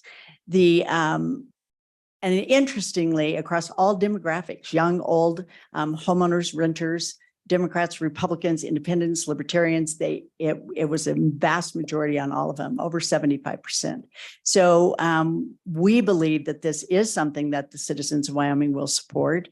If this constitutional amendment passes the legislature, we are committed to do what we can to make certain that the voters of Wyoming are educated and are aware of the consequences of this and what it can do. So we urge your support. And again, we really appreciate the proposed amendment that cleans it up to the degree that, and I just want to add, we've had a position that we wanted a fourth class for over 40 years. Before I was ever involved in real estate, we've had that position on the books for the Wyoming Realtors. So, and I'd be happy to answer any questions. Thank you. Thank you, Ms. Urbakite. Questions for her? All right, thank you. Seeing none, Mr. Moline. Brett Moline, Wyoming Farm Bureau Federation. I'll state right up front, the position I take on these bills is determined by my members' policy. We've had longstanding policy against creating another class. We like the simpleness of having these classes. We want to keep it the way it is. So speaking against the bill and a little bit of pushback on that this is the only option. We've got some options that are working through the legislature right now to give relief to residential property. Some of the, I don't know how much, some of the other bills that reduce the rates, some exemptions, et cetera. We would prefer that let's see how those work out. Changing the Constitution is a big deal. And it should be. It's a very important document. It's a good document. So sitting probably a little bit outnumbered, but against this resolution. And for that, Madam Chair, I would sit for any questions you or the committee may have. Great. Thank you, Mr. Moline. Questions? All right. Thank you. Further testimony on House Joint Resolution 2? Seeing none in the room, do we have people online about this? Madam Chair, I don't see anyone online with their hand up, but if anyone would like to testify, if they'd raise their hand. I don't see Okay. any hands. Seeing none, I have a question. Where did this proposed amendment come from? I think Representative Block. Oh, okay. Yeah. So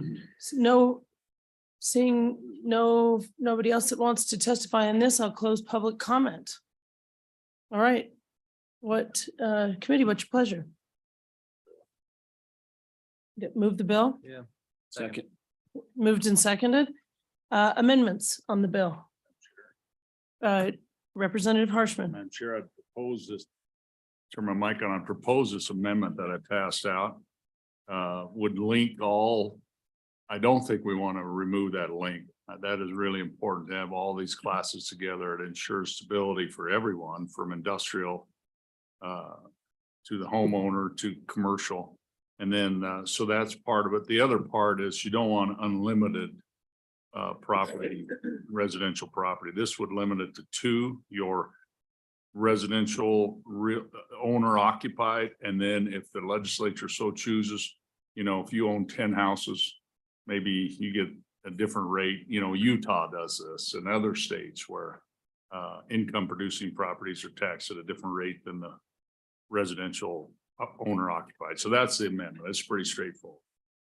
Or second, yes. Is there a second on the amendment?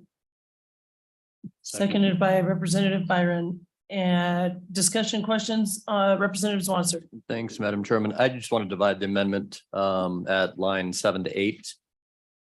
So Division 1 would be 1 through 7, and Division 2 would be 8 through the rest. I don't think I need a second to divide it. So the reason I'm doing that is I totally agree with the first part about keeping that 4 percentage points in place. I have some disagreements on the second part about in the Constitution, talking about exemptions and then talking about subclasses. I just think that's too much language in our Constitution, encouraging or implying what we want to do. So perfectly happy with the first part though, 1 through 7. Thank you, Representative Swanser. Maybe I'm not. I don't think. This deletes that language, correct? Isn't that what the amendment is? Representative Swanson. We're working on Representative Harshman's amendment. So this is the addition I think we all agree on page 3, line 6, on that 40% higher or 4 percentage points. Hold on that. But I think they can stand alone just fine, Madam Chairwoman. Thank you, Representative Northrop. We're Comment? on No? division. Okay. Okay, so thank you. Question being called on Division 1. All those in favor say aye. Aye. Opposed? That division has been adopted. So Division 2. And real quick, Madam Chairman, I'm not sure this is exactly divisible because on the next line, you have to delete the rest of 14 and 15, which is included, but that would be the amendment. So I'm sure Ellis will pick that up if there's questions. On the second part, I just have an issue with saying in our Constitution that it's applying, that we're authorized exemptions. It should say which apply to primary residences or other exemptions. I think we can do that as a legislature if we want. I just don't want that wording in our Constitution. So I'm going to resist the second part of the division. And then the bottom part of that amendment is just how the language reads on the ballot. Madam Chair. Representative Harshman. Just a comment. I think, Madam Chair, and appreciate the good members' questions, but I think the part authorized exemptions really is about this different rates for different subclasses. And if we don't adopt this amendment, the legislature, if you read that current language, it's on line 13, 14, 15, that would get repealed with this amendment. It's really unlimited. And I just don't see us wanting the ability to have 4, 5, 6 different types of residential classes. So it's way too wide open. And I just, I think we gotta, limit it to 2, I think is the way to go. And I would encourage the body to vote for Division 2. Further questions or comment on Division 2? Representative Storr. Thank you, Madam Vice Chair. I question the term owner occupied primary residence. Where is that defined?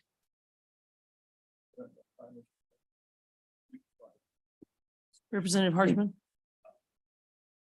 Thank you, Madam Co-Chair. That would be a definition that the legislature could define in statute. You wouldn't define it in the Constitution. Okay. Okay, further questions or comment? Real quick, Madam Chairman, I think when you add the word subclasses in the Constitution, you're encouraging it, and I'm maybe we'll be there someday, but I'm not there today. If you add that language, it says other exemptions for subclasses of residential real property, which seems counter to what I heard from the good chairman about keeping this kind of tight and not allowing, I would say you could read that you could have under this other category of all other property, real and personal, when it says subclasses, that implies to me multiple could happen, and I'm not there. For discussion, Representatives Wanitzer, so if we got rid of that, do you think just the exemptions for, do you think we could, is there a compromise here that you can see?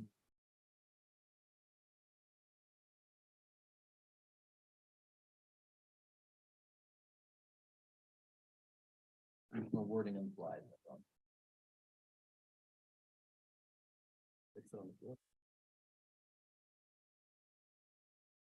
For discussion, I agree. I think I agree. Like you said, it's kind of hard to sit here on the fly trying to hurry and do this, but I think I agree that I don't like the language of subclasses in there. And I think possibly the representative to my right might agree. But I think maybe the best thing to do would be pass this division and then work on the language. That's at least what I'm submitting. So further questions or comments on the division? Seeing none and question being called somewhere, division, all those in favor of, oh no, we need to call them division two, but we can just do it on the fly. Okay. All those in favor say aye. Aye. All those opposed? No. That division has failed. Sure. Chairman Harshman. Madam Chair, I would propose that we delete on line 13 and other subclasses of residential real property as the legislature determines necessary for a just valuation of property. And that's just cleanup. On page 3. On page Of the 3. bill. That Of we're- the bill. We're on the bill.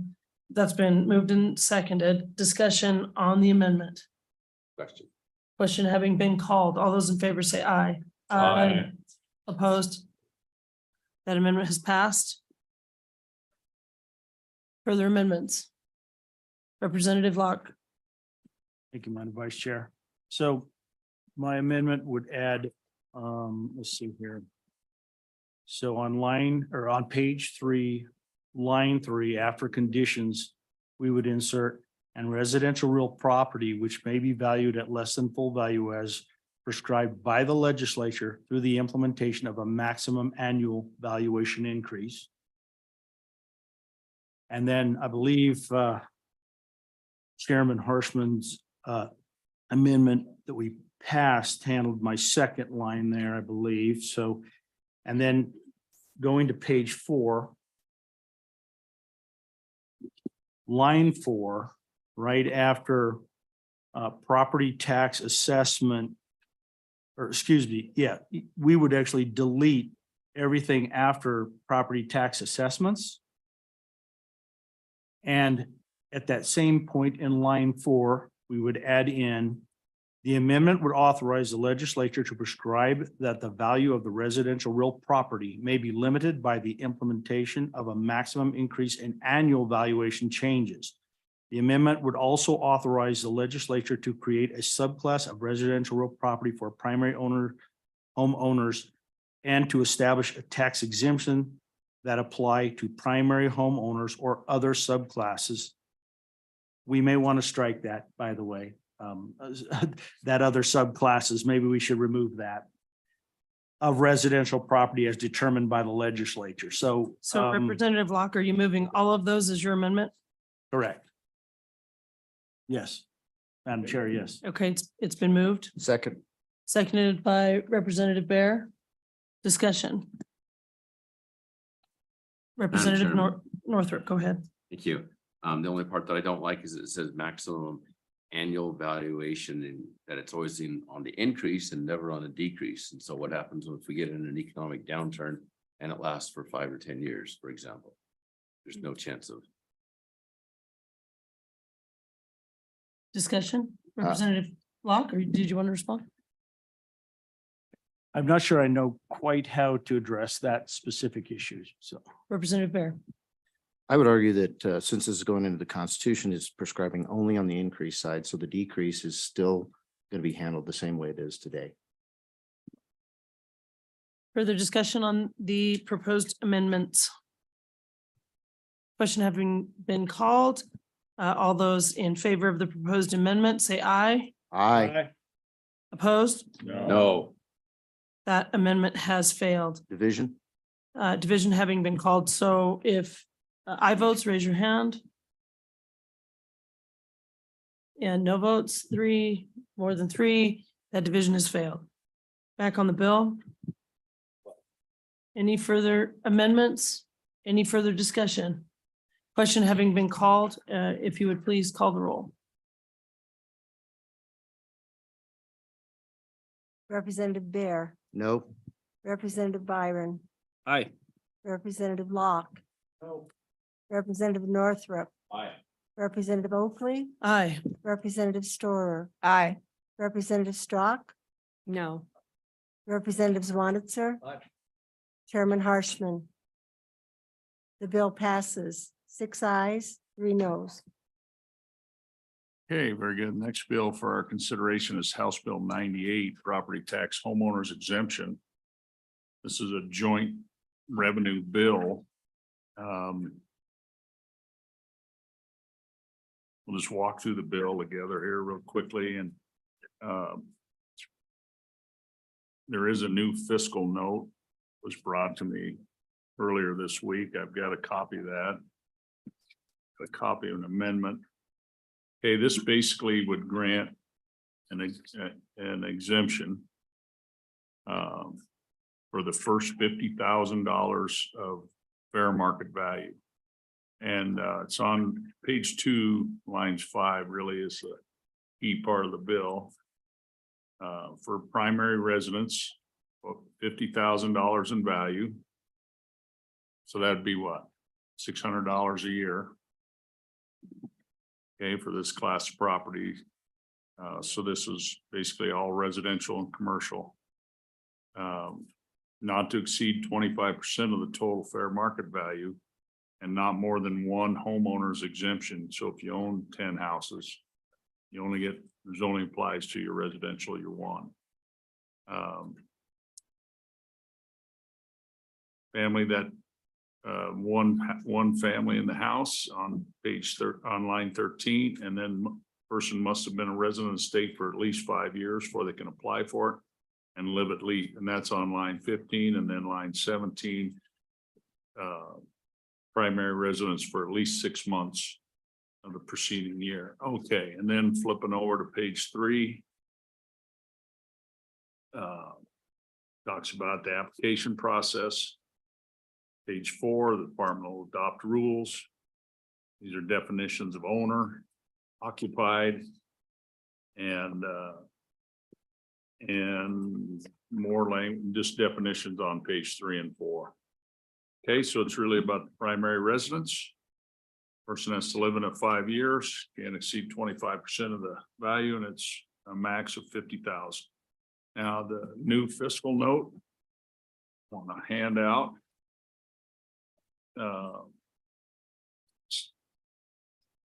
There's 4 here. The cost was wrong on the original fiscal note. If we can hand those around, the fiscal note, it costs 35 million a year. This exemption.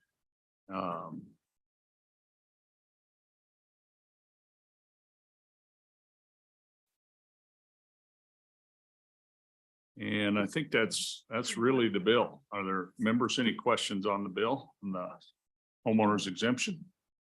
Sure. Representative Northrop. Does this backfill counties? It does not backfill counties. Mr. Chairman, I do have an amendment to backfill counties. I thought that might be of interest to the counties. Okay, any other questions? But okay, and we'll open this up to public comment and invite the public to come up, just fill these chairs up. And we'll go as expedite. This is. And we are gonna close off. I got one more bill after this, Senator Boner. I'd like to get to that because I'm gonna shut this down at 9:15 and we're gonna go on to that last bill. And that's what I've told the public. So that's and I have 8:53. Okay, let's just start left to right. Mr. Chairman, members of the committee, Jeremiah Reeman here on behalf of the County Commissioners Association. Appreciate your consideration of this bill. It is a worthy thing to consider. We are concerned about this, in particular, if there is not a backfill. And I do think that there is at least a mechanism on page 3, lines 13 through 22, and it runs over to page 4 that does contemplate that backfill. But Mr. Chairman, why that's important is you're exempting a portion of the value of these homes as they go through their assessment. $50,000 may not be a whole lot in some communities, but if you're looking at the eastern part of the state in particular, but this does spread into other regions, Niobrara County, the median home price there is less than $250,000. If you look at some of the others, they're right around that same amount. So you're exempting 1/5 of the price of those homes, and that is a big deal for those communities, as you've seen the information that I presented to you previously about residential property taxes in those communities. So it is appropriate to have a backfill if we want to pull this lever to ensure that counties aren't ultimately in a really incredible pinch relative to property taxes with 20 or 30% decreases in some instances.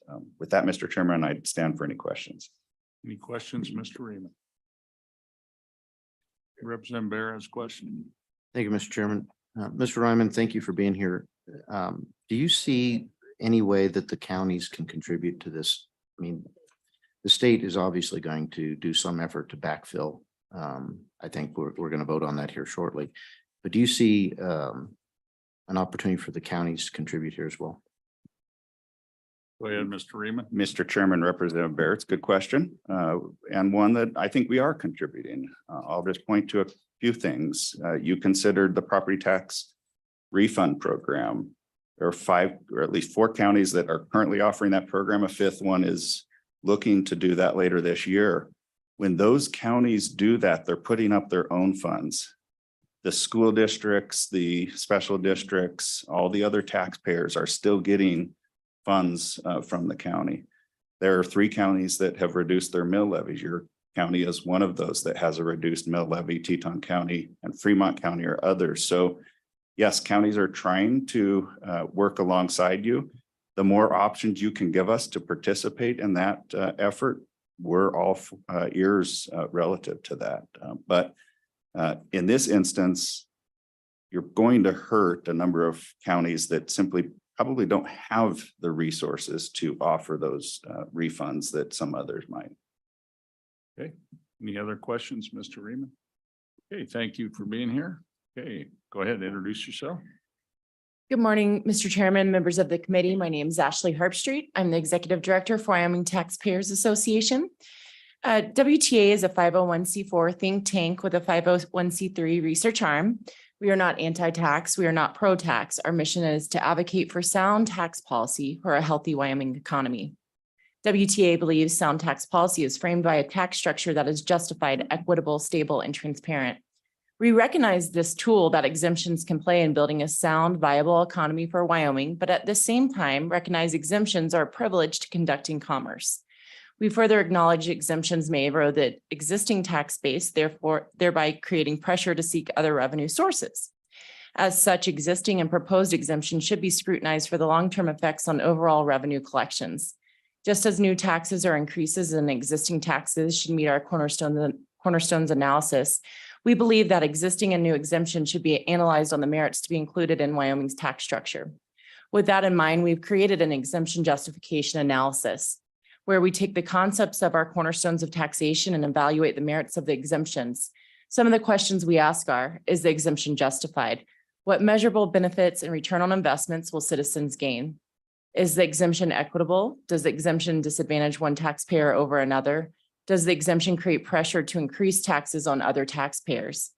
Is this exemption stable? Do the benefits of the exemption outweigh or offset a sustained loss of tax revenue created by the exemption? Will the exemption provide opportunity to diversify the economy and in due time expand the tax band? And finally, is the exemption transparent, accountable, and audible? Is it efficient to administer and enforce? How will the benefits and effects of the exemption be measured? What public reporting is required and who is accountable? With that in mind, Mr. Chairman and members of the committee, WTA opposes House Bill 98 property tax homeowners exemption as we feel is not justified. There are no measurable benefits and it further erodes tax base. In House Bill 98, there are no reasonable sunset or clawback provisions.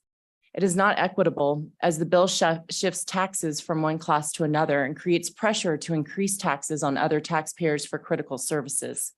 It is not stable as the benefit of the exemption does not outweigh or offset a sustained loss of tax revenue created by the exemption.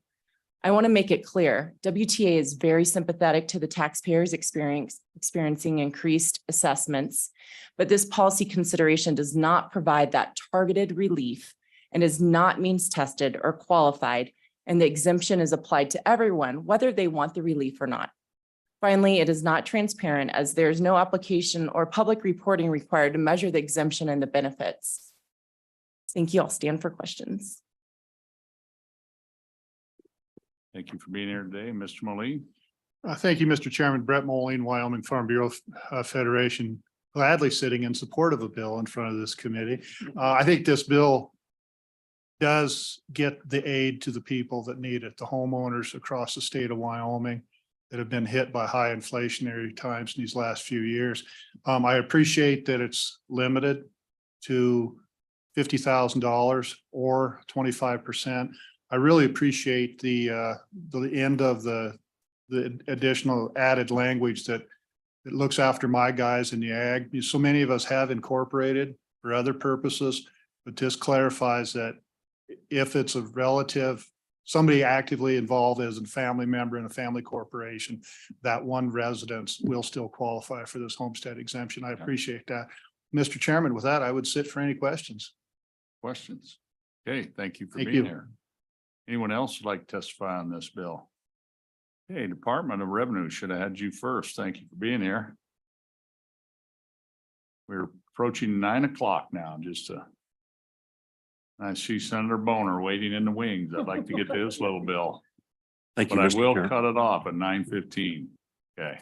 Thank you, Mr. Chairman. I'll be real brief. My name is Brian Judkins. I am the Administrator of the Property Tax Division for the Department of Revenue. A couple things I just wanted to specify on the fiscal note. There's a lot of assumptions in here. Kind of struggled trying to come up with an accurate value. I used a lot of information from the Economic Analysis Division and a lot of factual information that I extracted out of our CAMA system. But the main thing I wanted to emphasize is this program would work very similar to the Veterans Program that we're currently administering.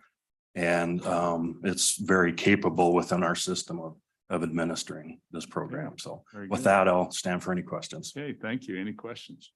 Appreciate your testimony. Hey, Assessor. Mr. Chairman, Ken Gill, Laramie County Assessor. On behalf of the Wyoming County Assessors Association, we voted in favor and support of this bill when it came out. What we do really like about it, it defines ownership. It has a residency requirement and how long you need to be in that residence during the year. And it also has a sliding amount. So it doesn't have to be the $50,000. It can be 25%. So those smaller counties that have lower values, that might help them. So that is things we did really like about it. And not to be repetitious, but we can do this and we can report it and work with the county treasurers to get them the correct numbers. Okay, thank you, Assessor. Any questions? We get Assessor. Okay, thank you. Okay, anyone else want to testify on this bill quickly? Thank you. Go ahead. If anybody else, please fill up the seats and then we don't have to wait. Go ahead. Thank you, Thanks, Mr. Chairman. Chief. I'll be ever so brief. David Fraser, Executive Director, Wyoming Association of Municipalities. And we also appreciate what the committee is trying to do here. And for the reasons are previously enunciated by Mr. Riemann, I'd like to just say that I hope that your amendment will come forward and that will also include cities and towns. Thank you. Okay. Very good. Thank you. Any questions? Okay, thank you for being here today. Anyone in the room want to testify on this? Okay, anybody on the Zoom? Mr. Chairman, I don't see anyone with their hand Okay. up. So we'll close public comment. Members, what's your pleasure with the bill, House Bill 98? Been moved by Representative Bear, seconded by Representative Locke. Okay. Members, I have proposed an amendment to this. I just want to talk about this real quick and then the issue is this backfill issue and the time limited. I think before we roll this out, this amendment does two things. On lines 5 and 6 of the amendment, this is a 2-year program. It'll sunset. Then we can reassess and look at it, see where we're at. And then we backfill local government 70 million over that 2 years. That's the amendment.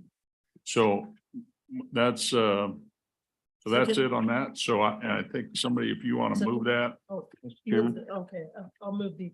but let's, the yes, amendment. but we got to move the bill first. You moved the bill? I moved the bill. Yeah, that's right. He We got- seconded. okay, I'd now like we're to on it. divide the amendment one. Okay, so we want to divide the amendment.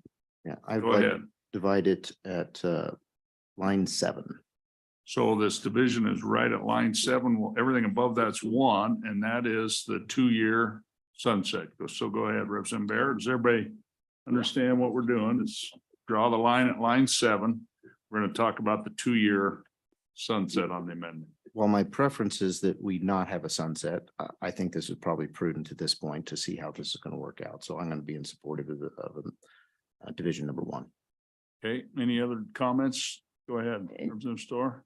Thank you, Mr. Chairman. Just to make sure I am following this rapid discussion, does the exemption, I'm sorry, does the sunset apply to the bill or the, Yes. yes, okay, not just to the backfill? Exactly. The question whether the backfill or the bill itself sunsets the bill. Thank you. Yeah, the program. Okay. Any further discussion? Okay, all those in favor of Division 1, please say aye. Aye. Opposed? No. Okay, that's been adopted. Okay, now we're on Division 2, which is the backfill, 35 million a year. I think you all understand this. Any discussion? Mr. Chairman, the reason I divided this is I'd like us to look at this piece. And I don't have the right answer for this right this moment, but it seems to me that the municipalities and the counties should contribute somewhat to this. And I don't want to put them in a position, especially those mentioned by Mr. Ryman, that are going to be impacted the most by this. So I would propose a 60-40 split on this, which would reduce this amount of $70 million. Second. So when you say 60-40 split, just so I understand. So do the math for us. Yeah. You want We to, could make it easier just to remember that's. Yeah, let's do 40 million would be the That's the state's number, okay. contribution. I'll second. okay, it's been moved and seconded to drop that 70 million to 40 million. Okay, any other discussion? That may be affected by a future amendment, but Okay, for now, we'll go with that. okay, all those in favor of the amendment at 40 million, all those in favor, say aye. Aye. Opposed? No. No, okay, that I believe is, let's raise your hands just to make sure we got 1, 2, 3, 4. That's been adopted. Okay. Very good. Any other amendments with that? So that's dropped to 40. So we've adopted this amendment. Sections 1 and 2 has been slightly amended to 40 million. Okay, any other amendments? Go ahead, Representative Locke. Thank you, thank you, Mr. Chairman. I would like to amend page 2, line 6, and I would just change it from 50 to 100,000. Excuse me. Okay, does he have a second? Okay, it's been seconded. Any discussion? So that drops the backfill, then this will be a $70 million a year program. Okay. Okay, we got an amendment on the table. Okay, we'll see if how this amendment, okay, any other discussion? And this would be about $1,200 to a homeowner who fully qualifies, roughly, just so folks know what we're, okay, or 25%. I guess I'd add that we're leaving the 25. Oh, yeah, definitely leaving the 25%. That's right. Okay, very good. Okay, you understand the motion, 100,000. All those in favor say aye. Aye. Opposed? No. I think that amendment has failed. Okay. Okay, any other amendments to this bill? Any discussion? Thank you, Mr. Chair. I really appreciate, I mean, obviously the idea, and we've discussed a lot of different ways at looking at property tax relief, but on and against, as applied, the way it works, it's just not fair and equitable, I don't believe, which is a cornerstone principle, even outlined in our Constitution. So again, I like the idea, and the effort, but it ends up just not being targeted enough, because everybody wants to talk about, paying the taxes, but one of the few ways Wyoming people actually pay taxes is property taxes. And this ends up getting a bunch of people who are capable, able to pay their taxes, and cuts that out. And that's actually why I voted for the county. I'm against the bill, but I mean, if we're going to take the hit, I guess everybody has to realize you're talking about your own counties, your own towns, and a state taking the hit on this. So I think we can find ways to hit targeted property relief, property tax relief. I don't think this is it. We heard it probably would hit our poorer counties harder. I just don't think it's the right fit, on and against. Any other discussion? Chairman Harshman, thank you. Yeah, I'm going to agree with that. We have had a bunch of great property tax bills that have come through this committee, and I think the word targeted needs to get be remembered and thought of as you decide on what your pleasure is on this bill. So on and against. Thank you, Mr. Chairman. Just want to be very brief, but I just want to juxtaposition, what the body did yesterday, spending a great deal of money. We're getting a supplemental budget passed that's going to be a lot of money, and yet our taxpayers are not seeing any relief. So I think this is one option, and so I'll be on for the bill. Thank you, Mr. Chairman. It's on and against. Wyoming is, we're trying to react to what has been a, increase over a short period of time, but that's likely to not happen in the future. And because Wyoming is the lowest property tax state for a state that doesn't have an income tax, I also think that we should look at our other targeted approaches that we've got in play. Thank you.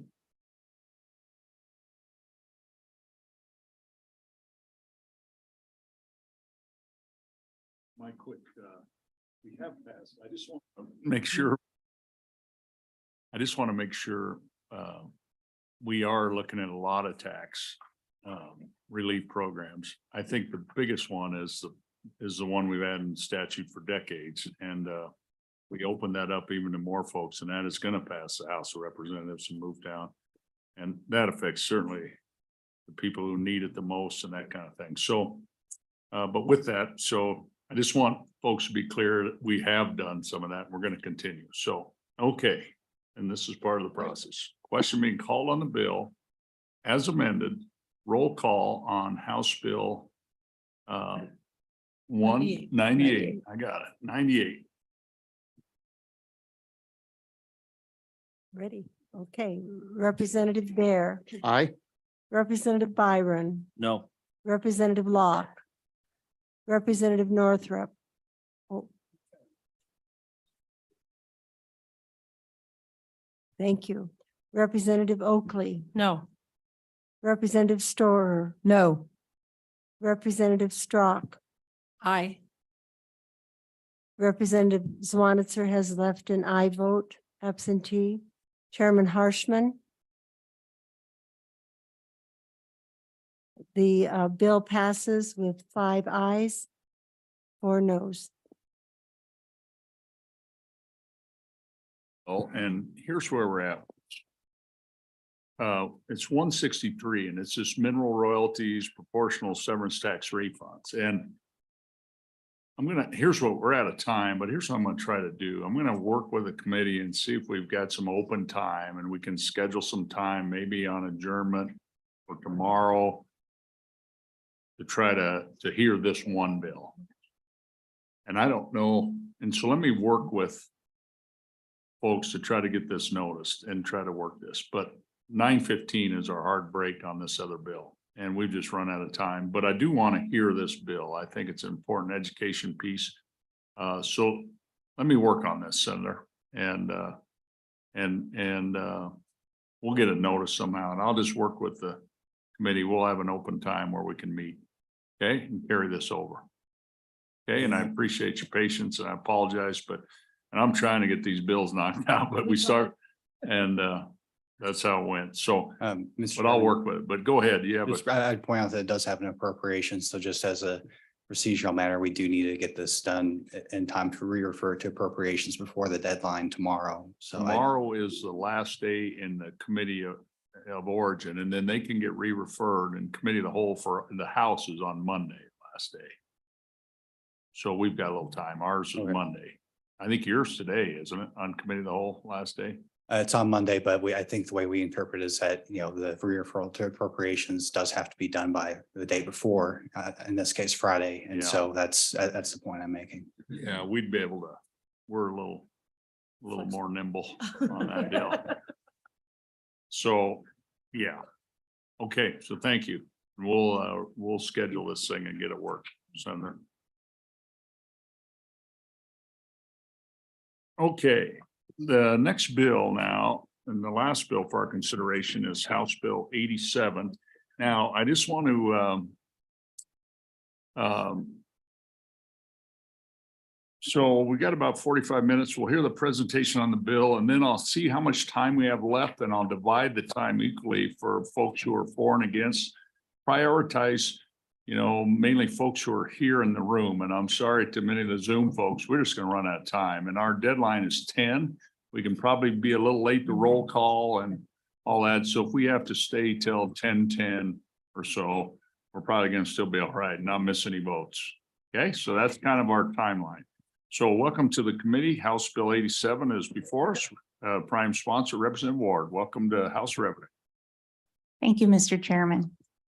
To quote the chairman, this is just a little bill. It only deletes one line of statute. Wyoming statute 6-4-301 contains the definition of obscenity, which includes representations or descriptions of ultimate sexual acts, normal or perverted, actual or simulated, sadomasochistic abuse, patently offensive representations or descriptions of masturbation, excretory functions, or lewd exhibitions of the genitals. And Wyoming statute 6-4-302 includes penalties for disseminating such materials to minors, if to a minor, for each violation by a fine not to exceed $6,000 or by imprisonment not to exceed 1 year. But the statute exempts educators of public libraries and museums. HB 87, with my proposed amendment, simply removes the exemption for educators, libraries, and museums. The bill originally changed the definition of child pornography to include cartoons, drawings, or any other form of depiction of explicit sexual conduct. I have learned since the drafting of the bill that the definition of obscenity in Wyoming statute already includes representations and depictions, thus the reason for my amendment removing that section. So I'm discussing both the bill and the amendment in my comments here. HB 87 with the amendment aims to protect children in public schools and public libraries from being presented with obscene materials.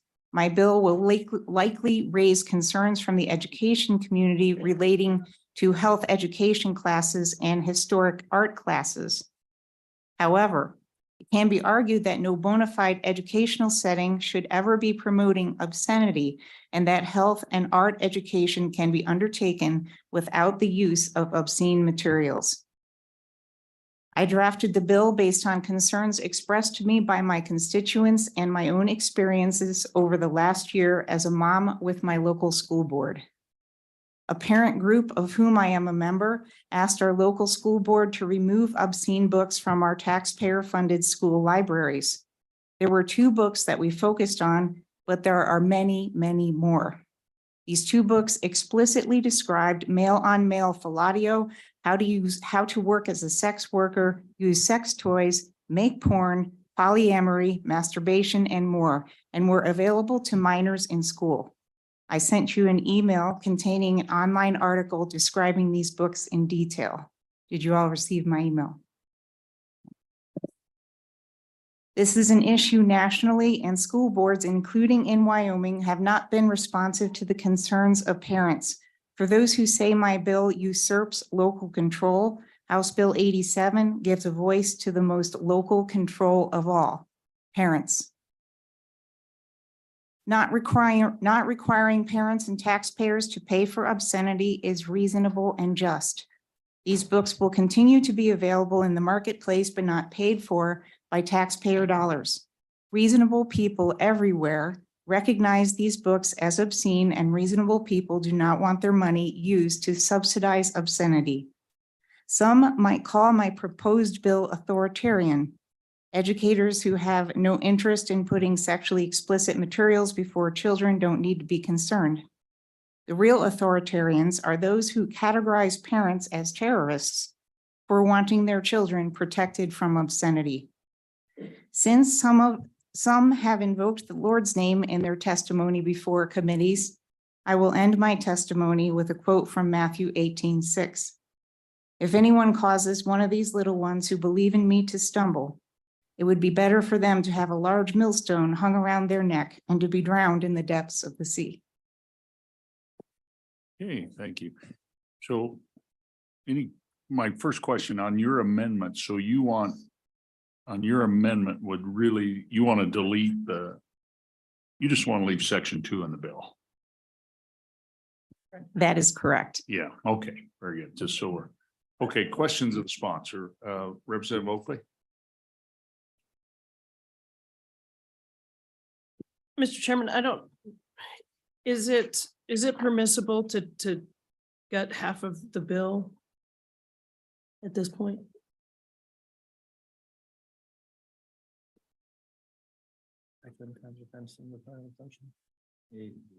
Yeah, I think so. I think this amendment is deleting this first section.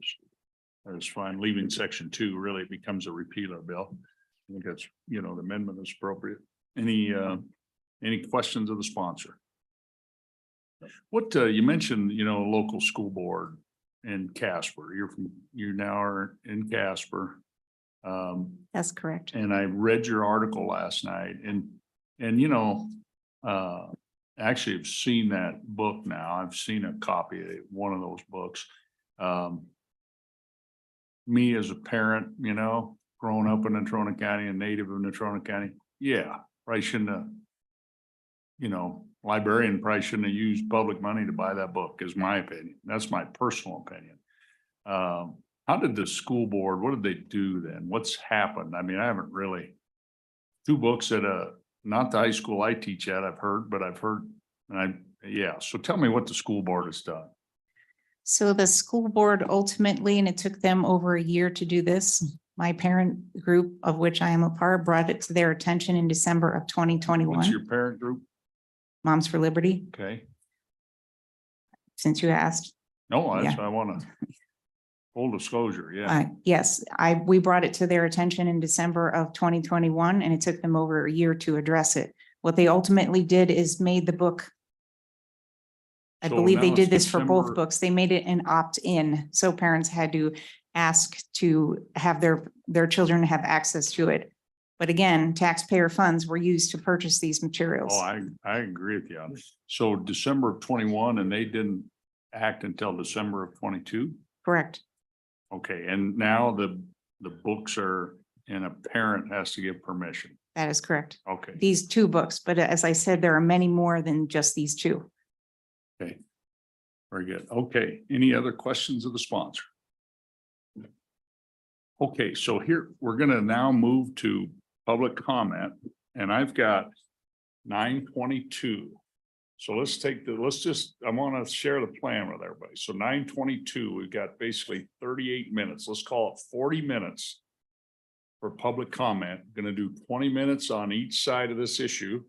And then we're going to close public comment. So figure 20 minutes, you could be one person and talk all 20 minutes.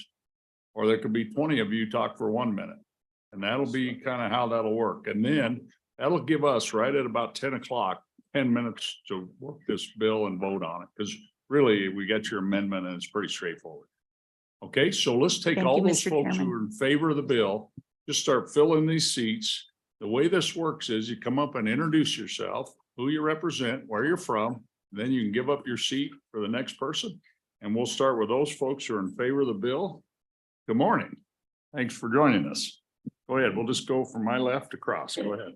Good morning, Chairman and Committee. My name is Representative Sarah Penn, House District 33, and I am here today to speak in favor of House Bill 87, I think. So I'll refer you to our statutes, 64301 definitions of obscenity and such. I'll try to be brief, so I won't read them all, but I would refer you to the definitions of what is included in material. The definition of sexual conduct is patently offensive representations or descriptions of ultimate sexual acts. Masturbation, excretory functions, lewd exhibitions of the genitals. Any person who commits the crime of promoting, or a person is committing the crime of promoting obscenity if they possess obscene materials with the intent to disseminate. This repealer would take out the exemption for librarians, schools, colleges, museums, and such. A child, of course, is anyone under 18, and I believe that child pornography definition is given in the bill. So I won't go through that again in interest of time, but the definition of explicit sexual conduct means actual or simulated sexual intercourse, including genital, oral, anal, oral, anal, between persons of the same or opposite sex. Masturbation or lascivious exhibition of the genitals or pubic area of any person. You will see today, and I'm sure that you've already seen that the material of concern here fits these descriptions. This isn't Michelangelo in the Sistine Chapel. These are explicit sexual materials. I have a study from the American Psychological Association that says that the sexualization of girls is linked to common mental health problems in girls and women, things like eating disorders, low self-esteem, and depression. I have another study that's on the NIH National Library of Medicine that concludes exposure to sexually explicit media in early adolescence had a substantial relationship with risky sexual behavior in the emerging adulthood, and that knowledge of this causal-like effect provides a basis for building better preventative programs in early adolescence. Our own CDC on their violence prevention page lists risk factors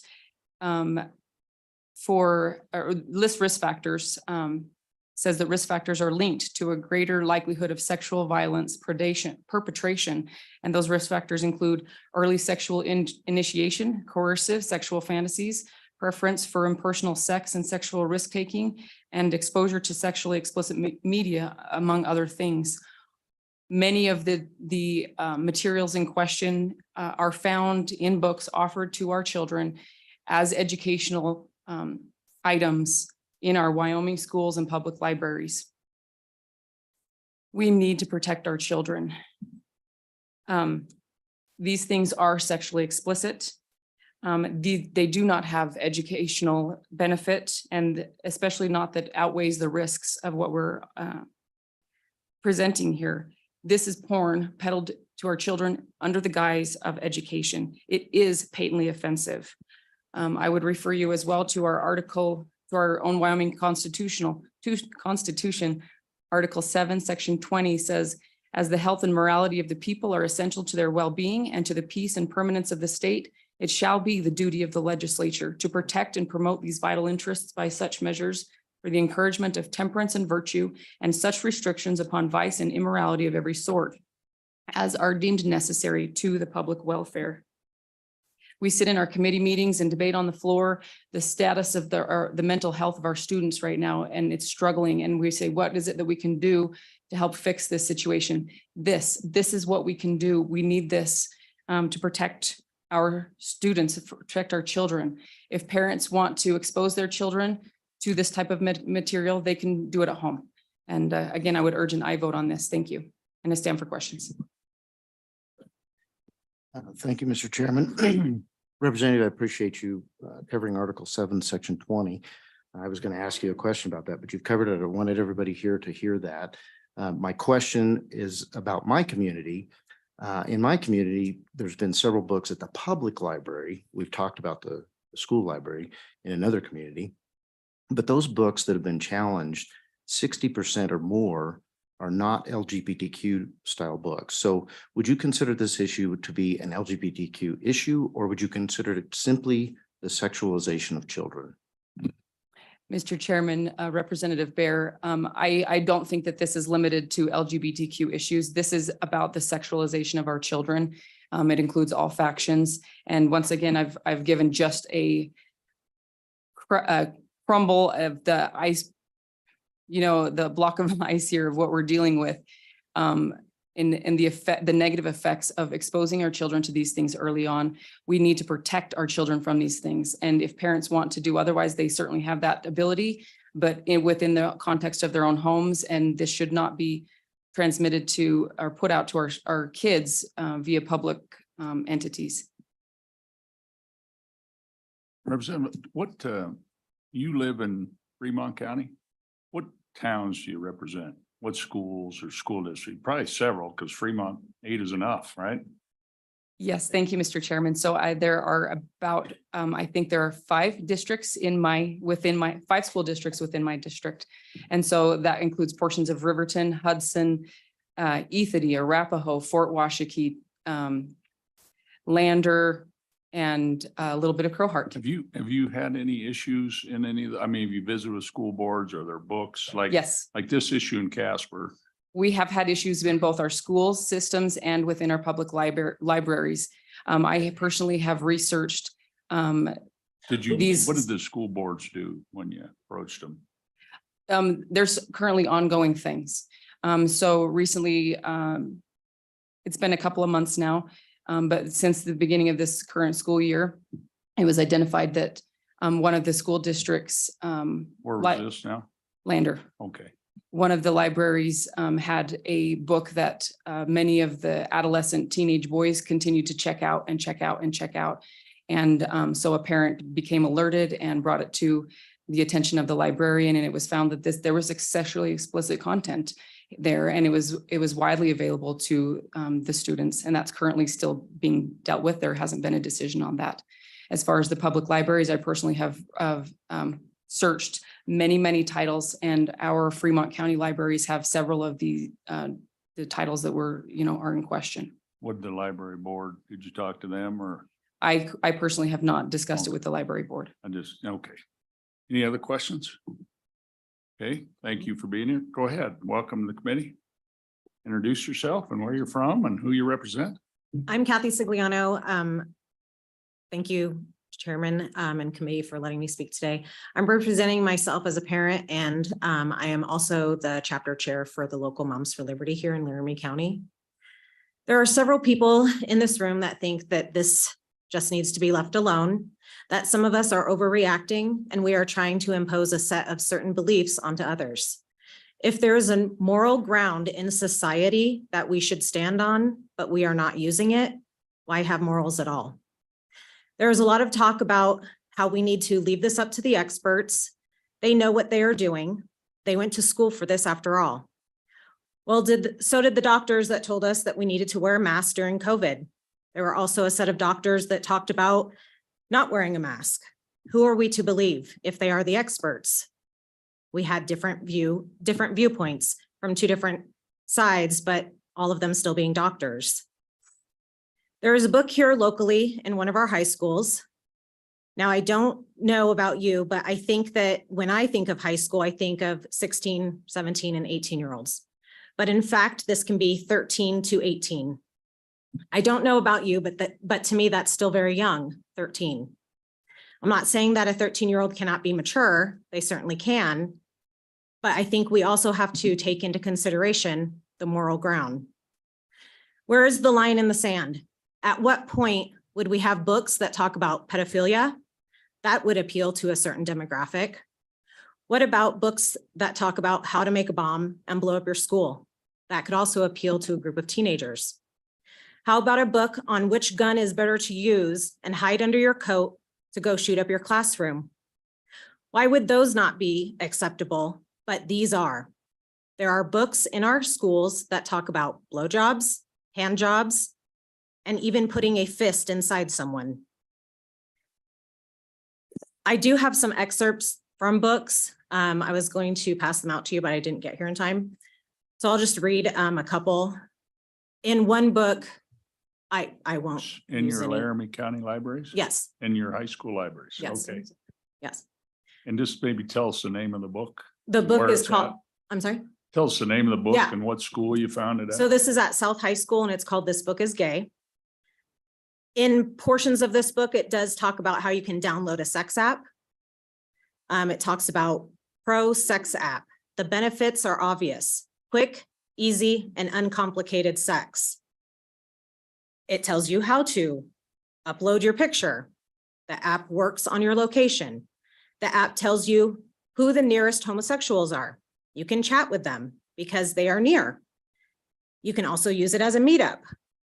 To me, I think having a book in school libraries in particular that tell kids how to download a certain app, and this app is called Grindr.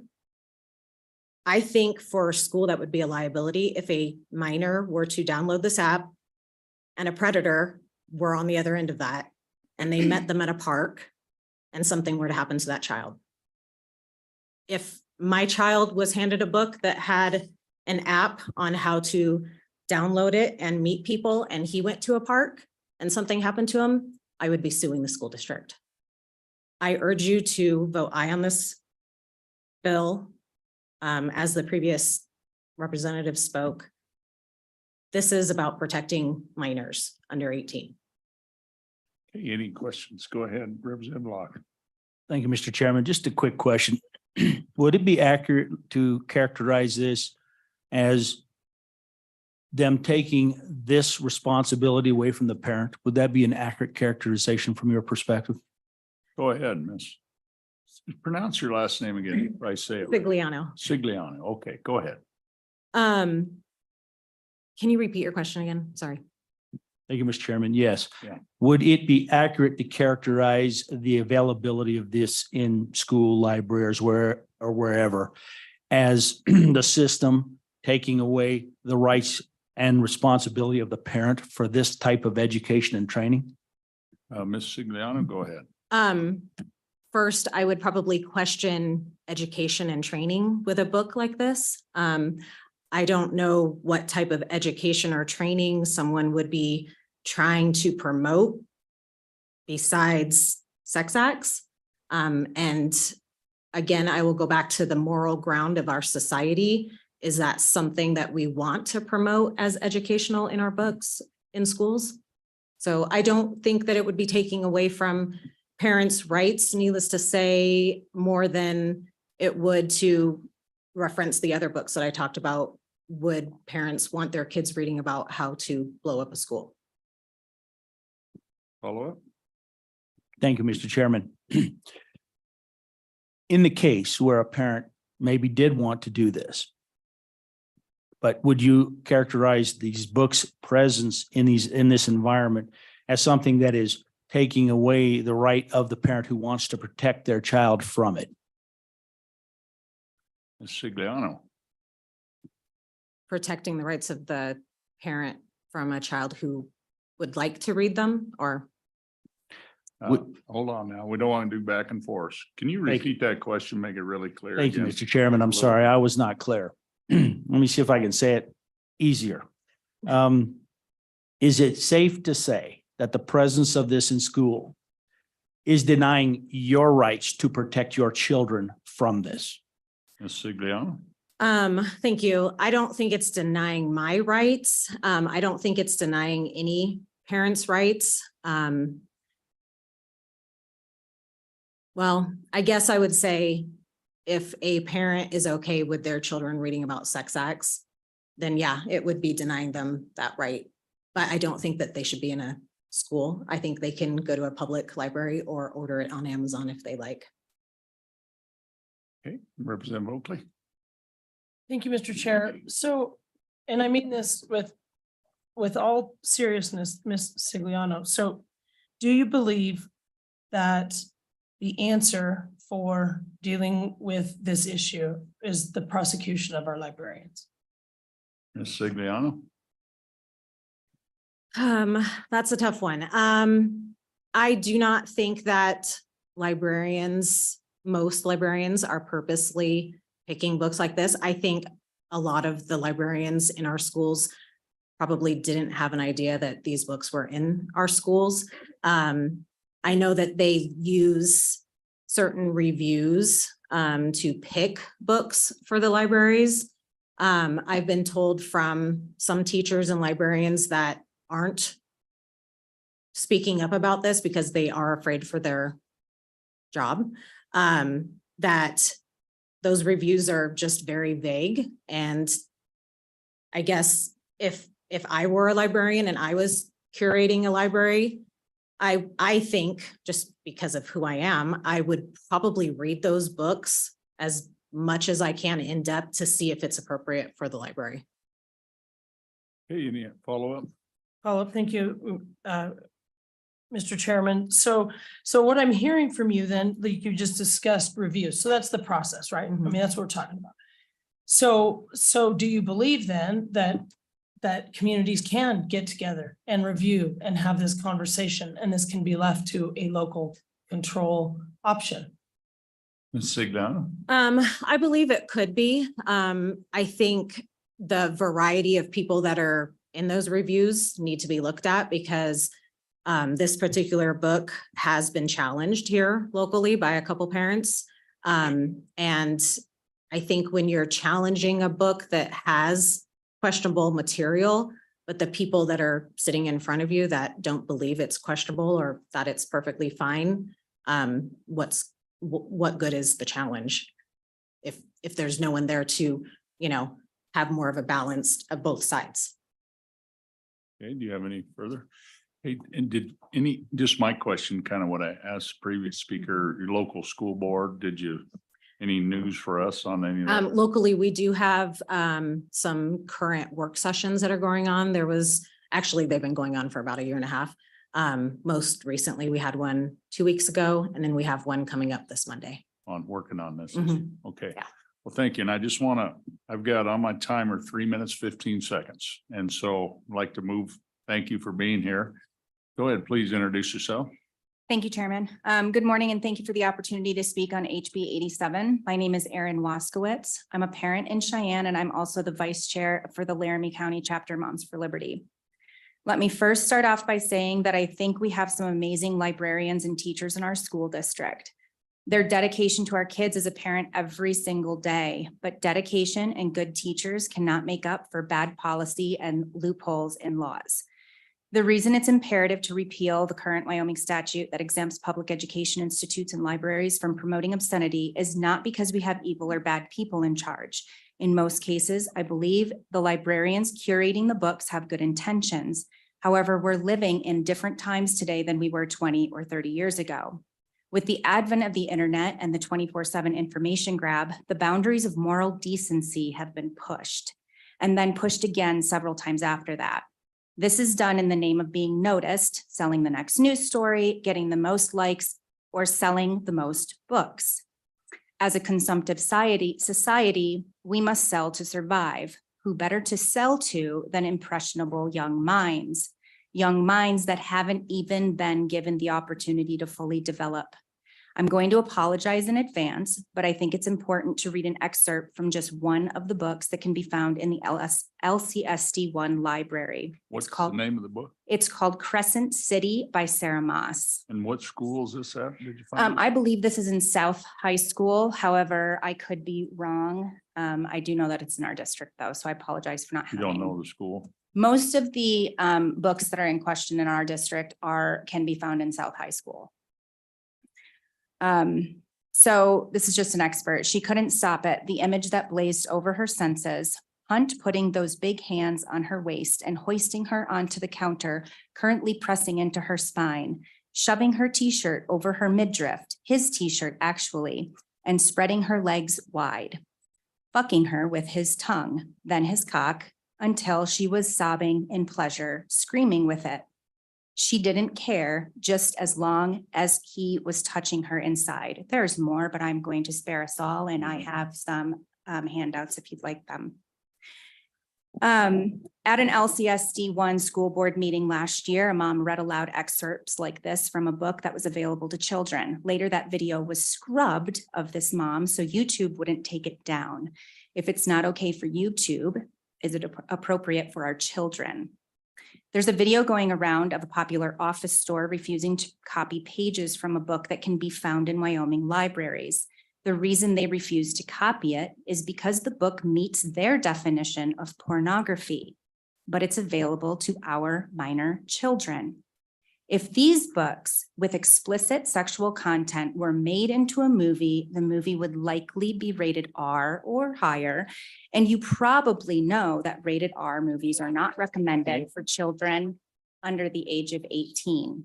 Okay, so I'm gonna ask you to kind of wrap it up. I think we're gonna flip now. Those folks who are opposed to the bill, if you guys could give up your seats now, I'm sorry, but we just got our 20 minutes. So here we go now to the flip side of this bill. We're gonna hear from both sides and we're gonna work the bill. Sorry, are you favor of the bill? Yeah, we just finished that 20 minutes. Now we're going 20 minutes. The timer has started. That'd be great. I appreciate it. Yeah, and folks online, if you want to send emails, that'd be great. Appreciate it. Okay, introduce yourself. Clock has started. Chairman Harshman, members of the committee, my name is Walt Tribley. I'm the president of Sheridan College. I appreciate you hearing me today. I am strongly opposed to this bill primarily because we are criminalizing and allowing criminal charges to be brought against our teachers and our librarians who are in the course of doing their jobs could be found through the judgment of groups where there is considerable anger and emotion to be delivering obscene materials. The judgment of what is obscene and what is not, we heard some pretty clear examples of things that would probably easily fall into a category of pornography, but it doesn't always get that clear. Even our King James Bible in the Old Testament has passages that could be considered obscene. So it is the interpretation of others, particularly when so much emotion is involved, that could be used or directed in an effort to protect children, to bring criminal charges to our public servants who are in the course of their jobs, be seen as delivering obscene materials. So it's the judgment behind this that I'm very concerned about and certainly would welcome any dialogue or questions you'd have for me. Since President Tribley, let me say your last name again so I say it right. Yeah, it's spelled Tribley. It's pronounced Tribley. Tribley, yeah, my apology. I want to, okay, so President Tribley, any questions? Representative Bear. Thank you, Mr. Chairman. Mr. Tribley, you mentioned that you thought that that excerpt that we just heard could be determined as pornography. One of the things about this exemption in the statute as it stands today is that in some cases, in my community in particular, there are librarians that are following the ALA's guidelines, which says that all material is appropriate for children. And so if that's the case, then even that excerpt that you just heard would be considered acceptable. In your mind, is that acceptable? In my work, Mr. Chairman, through you, Representative Bear, in my mind, personally, I'm not in a position of judgment. It's something that I would stay away from. But to answer your question, I actually would say that when I say it could be interpreted, that was my point. I wouldn't be the judger of any of that material myself.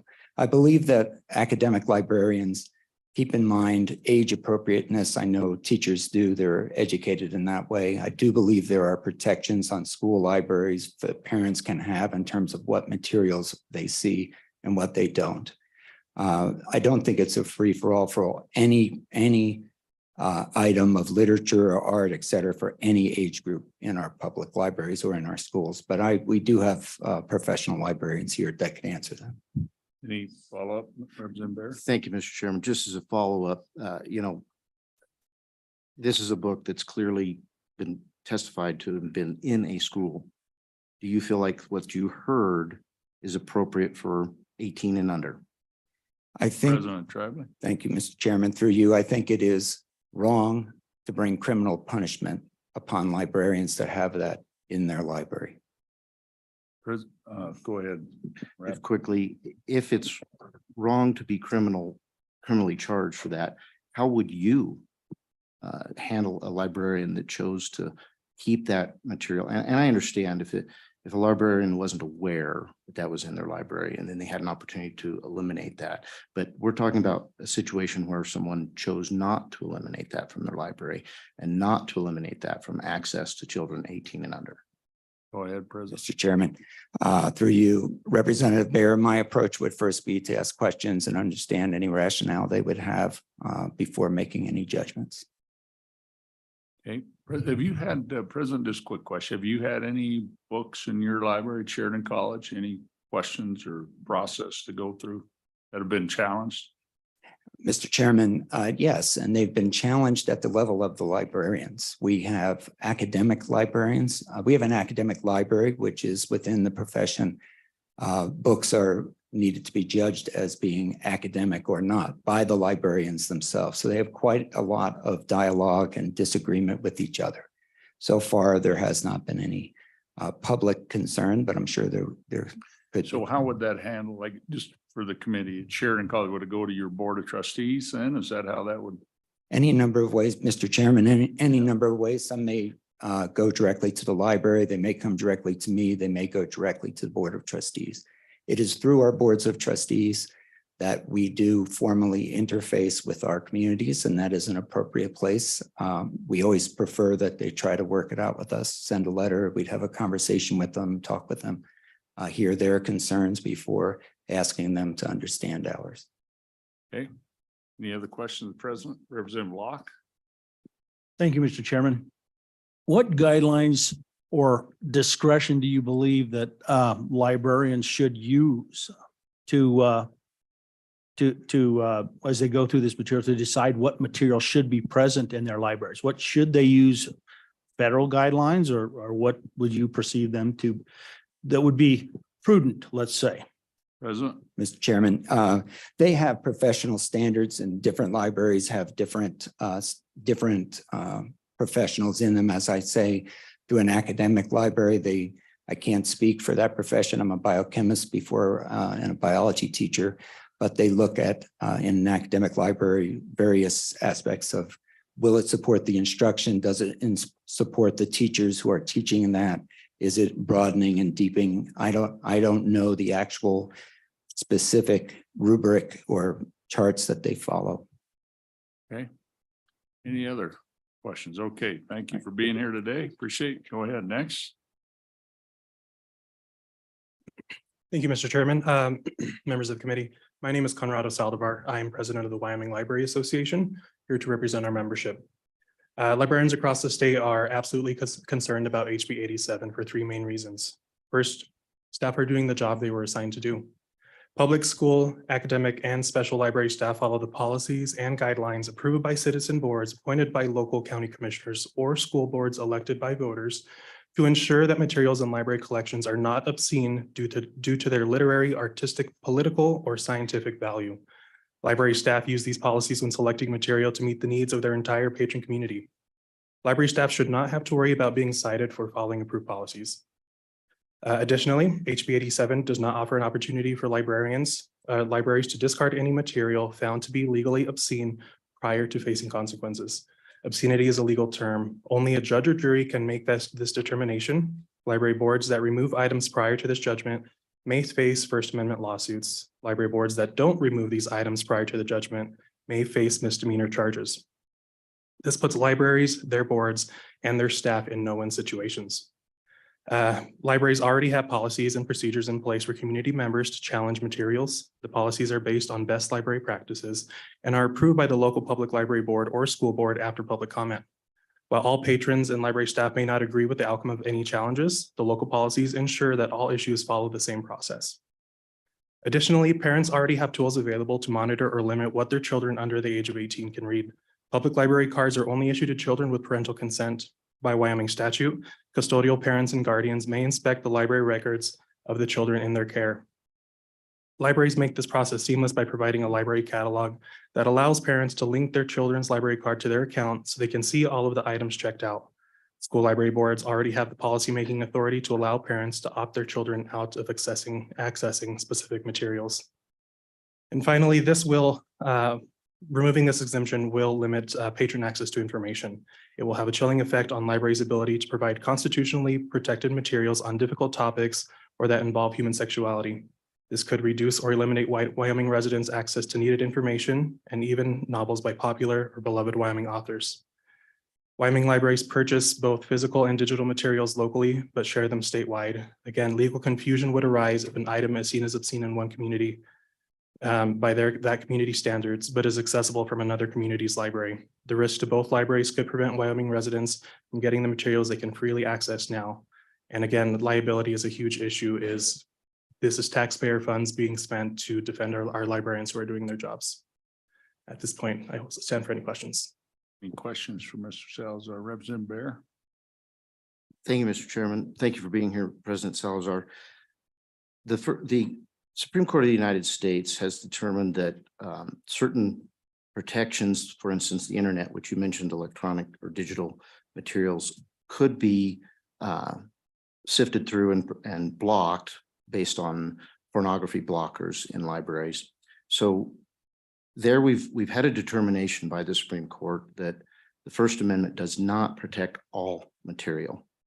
Based on what you heard earlier on the material that was presented that was at a local school library, do you feel like that this challenge on the First Amendment maybe needs to happen?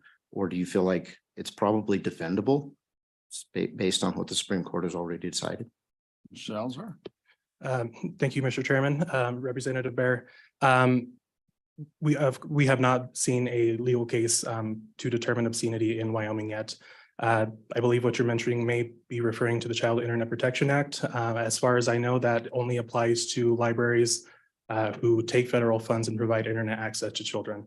I don't have an exact number on how many libraries use federal funds to provide that access and would be forced to follow the guidelines under SIPA. It may be that this is where it's headed, but ultimately providing the materials is a First Amendment issue right now. We will fully defend access to materials. Okay. Any other questions? You have a follow-up? Go ahead. Thank you, Mr. Chairman.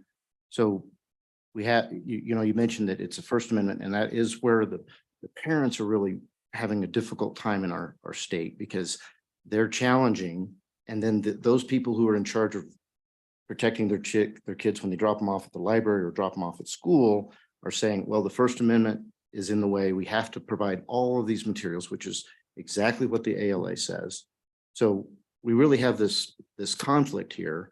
How can we possibly overcome this conflict if we allow that first, whatever the librarians, the museum curators, and the teachers to hide behind that? And as you say, it hasn't been adjudicated. What can we do for the parents? Go ahead, President Salazar. Mr. Chairman, Representative Bear, that's a great question. I will leave it to the parents. We fully support a parent's right to limit what their children access in libraries. However, that right should not limit what other parents can determine is right for their children. I believe the first step is having that conversation with the librarians. ensuring that the discussion is there. They've had the discussion with their children, what is appropriate for their children and their family situation. But again, what's right for one parent may not be right for another, and vice versa. Thank you, Mr. Chairman. So just since you've mentioned that, you know, that there needs to be a discussion. In my community, there has been a discussion. And again, this First Amendment protection is what the librarian has stood behind. And I understand that that's their belief, and they're going with the ALA position on that. But a simple request to remove some of these materials out of the children's section to do exactly what you're saying, where the parents get to choose what their children see versus what a child could just pick up off of the shelf. And when I'm talking about children, I'm talking 6 and under. And then there's a whole nother issue when we get to the young adult section. But the librarians are not being responsive because of this First Amendment issue you're describing. So in a situation like that, where a teacher or a librarian is allowing these materials to be accessible by all children, how does a parent then restrict their child? Mr. Chairman, Representative Bear, I do think that would lie with the discussion between the child and the parent. Best library practices do encourage books to be placed in where the target audience is most likely to find them. That will mean if a book is written and the protagonist is in that age group, it is going to be placed in the areas where those books are most likely to be found by the target audience. But also, again, I would highly encourage children and parents to have conversations to determine what's best for their own family situations. Representative Locke, next question. I believe there's laws against distribution of this pornography to children. So my question is it accurate to say that your position is that librarians and other people should be exempt from following this law? Mr. Chairman, Representative Locke, as it stands, no materials have been ruled as obscene by the three-pronged approach in statutes. I think we would have to see a material come through first before we can state anything regarding actually providing obscene materials. And with my understanding, Wyoming libraries currently do not have obscene materials do not have materials that have been determined to be obscene by the legal definition.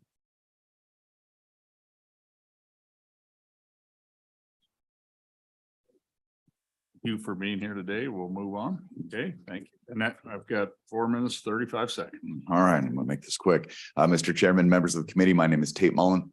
I'm the Government Relations Director for the Wyoming Education Association. I'd like to point to the definitions of obscenity in statute. Under obscene, there's some phrases we need to look at there. Contemporary community standards, appealing to the prurient interest, patently offensive or lacking serious literary, artistic, political, or scientific value. On the face, that looks like it would be easy enough to determine. But the fact of the matter is that those are very abstract. And even our Supreme Court has said when they talked about defining and understanding pornography and obscenity, I know it when I see it. It becomes very subjective. I think you need to look no further than the audience in this room to understand that what is determined as offensive for one person or obscene for one person may not be for somebody else. So it becomes a very hard standard to meet. That being said, and I want to preface that because what this bill will effectively do is it will have a chilling effect on sex education in schools across the state. So our educators have to, by standards, meet the requirement for health standards. And in that is age appropriate and best practices sex education. Now, if we enact this statute, if we enact this bill, what's going to end up happening is they're between a rock and a hard place. They have to meet those standards, but they have the threat of prosecution looming over their heads. So at best case scenario, what we're looking at is a very reduced, watered down sex education. What we know, what the data tells us from Kaiser Family Foundation and others is that when you do not use comprehensive, inclusive, age-appropriate, best practice sex education, you end up with kids who engage in sexual activities in an earlier age, higher rates of teen pregnancy, as well as higher rates of sexually transmitted diseases.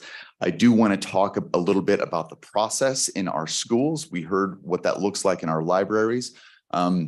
We do have processes in place for both our librarians and our educators in terms of materials selected. So for the librarians, basically the library pairings have to have their book orders approved by a certified librarian before that order can be submitted. Those standards that those books must meet are established by the district and detailed and thorough, and include content review that includes, and this is from our city here in Cheyenne, a couple of the standards that shall support and be consistent with the general education goals of the district and the objectives of specified courses, shall meet high quality standards of factual content and presentation, shall be selected based on the strengths rather than chosen because they are inoffensive, and materials concerning controversial topics shall not be avoided. Rather, every effort will be made to represent a variety of viewpoints in order to help students develop critical analysis skills. Those critical analysis skills that help them meet our standards. I want to talk, this leads to the idea of local control, right? We have in place in all of our districts across the state, opportunities for engagement with parents, community members, educators, students, in the city that I grew up in Casper, where a lot of this originated because of the controversy, a couple of books up there. They developed a process. It was timely. It took some time, but that was because of the massive stakeholder engagement that they had on that issue. They wanted to make sure that they had everybody's voice in that room. They developed a local solution for a local problem. It should not be up to me in Cheyenne to determine what books your family and your students read in your communities. This is a local issue that deserves local attention. Finally, the last issue that I want to lift up, and we discussed this through the interim, was the idea that our educators, our librarians, they are professionals. They are professionally trained. And we need to have a little bit more respect for that profession, lifting them up. We need to be able to respect them like we do our doctors and our lawyers. Bills like this do not set tone from the top. Bills like this do not lift up our professionals. And with that, I'll stand for any questions. Hey, any questions of Mr. Mullen? You're going to hear this for a minute. We're going to wrap up with questions. Mr. Mullen. And thank you, Mr. Chairman. In an effort to be quick, Mr. Mullen, I'm just going to give you 3 questions here real fast. You can answer them as quick as you can. So we heard the excerpt. Based on that excerpt that you heard out of the book, Crescent, it had something to do with Crescent. Anyway, do you believe that that has some sexual education value? And does it meet the education goals being in the school where we found it to be in? And lastly, we had the challenge that you mentioned, the process that you mentioned. It took a long time. My understanding was there was no change. So if there's no change, and you mentioned the respect for the teachers, the librarians, couldn't agree with you more. We should always be doing that. It's a hard job. But shouldn't we, as a state, respect the parents as well? And we have a huge issue here. Thank you.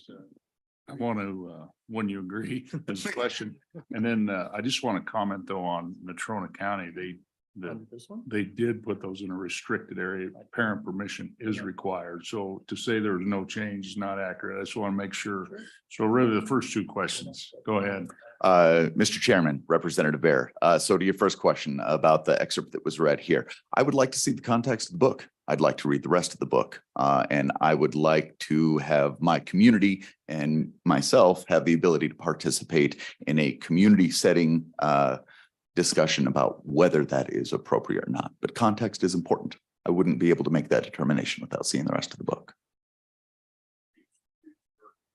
We're going to close public comment now. Appreciate everybody being here and appreciate everybody's passion. That's why we're all here, because we all care. And I think though, in the end, everybody from Wyoming here, we've got it pretty good and most people are good.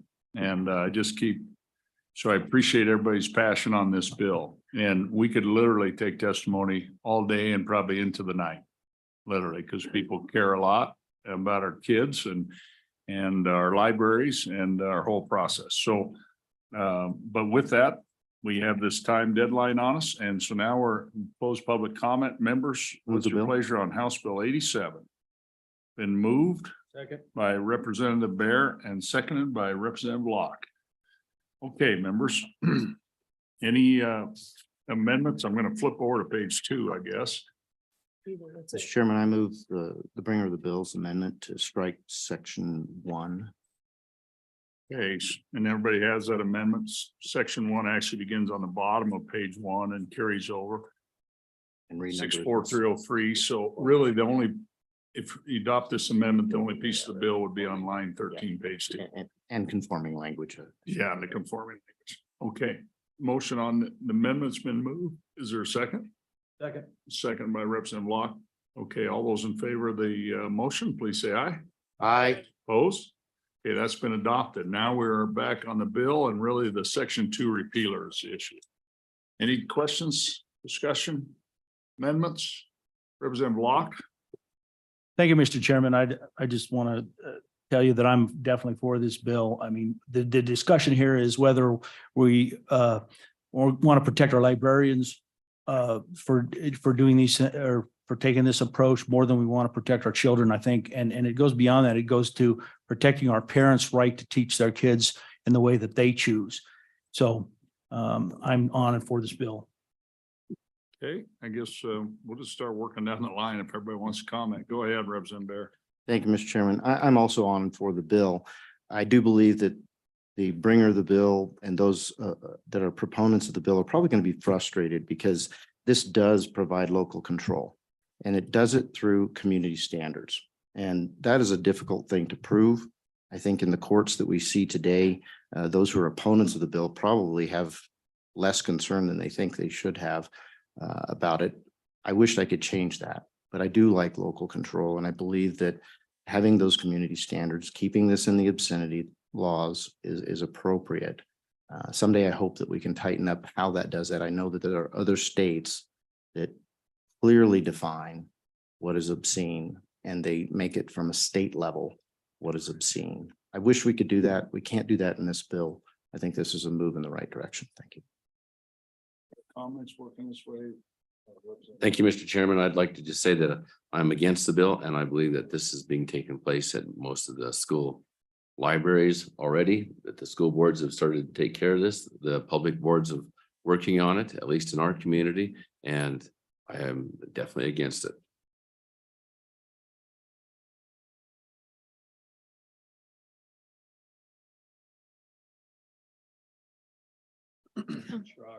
Thank you, Mr. Chairman. I am for this. We just need, if we give the parameters, maybe, the librarians and teachers and would be cautious about what they allow through the filter. It would give them incentive to maybe look at it a little closer. Thank you.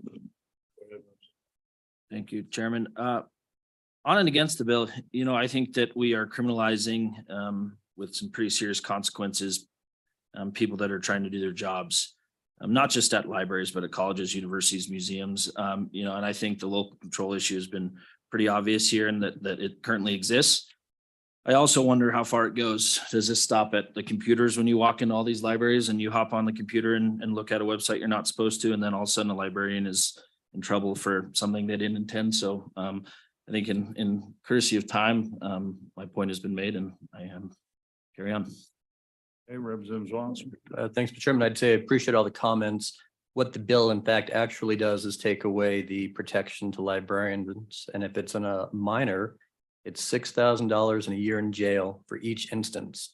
So there are some books. I did my due diligence. I went and read some of these books that were talked about, checked them out, looked how many times have been checked out, 14 times.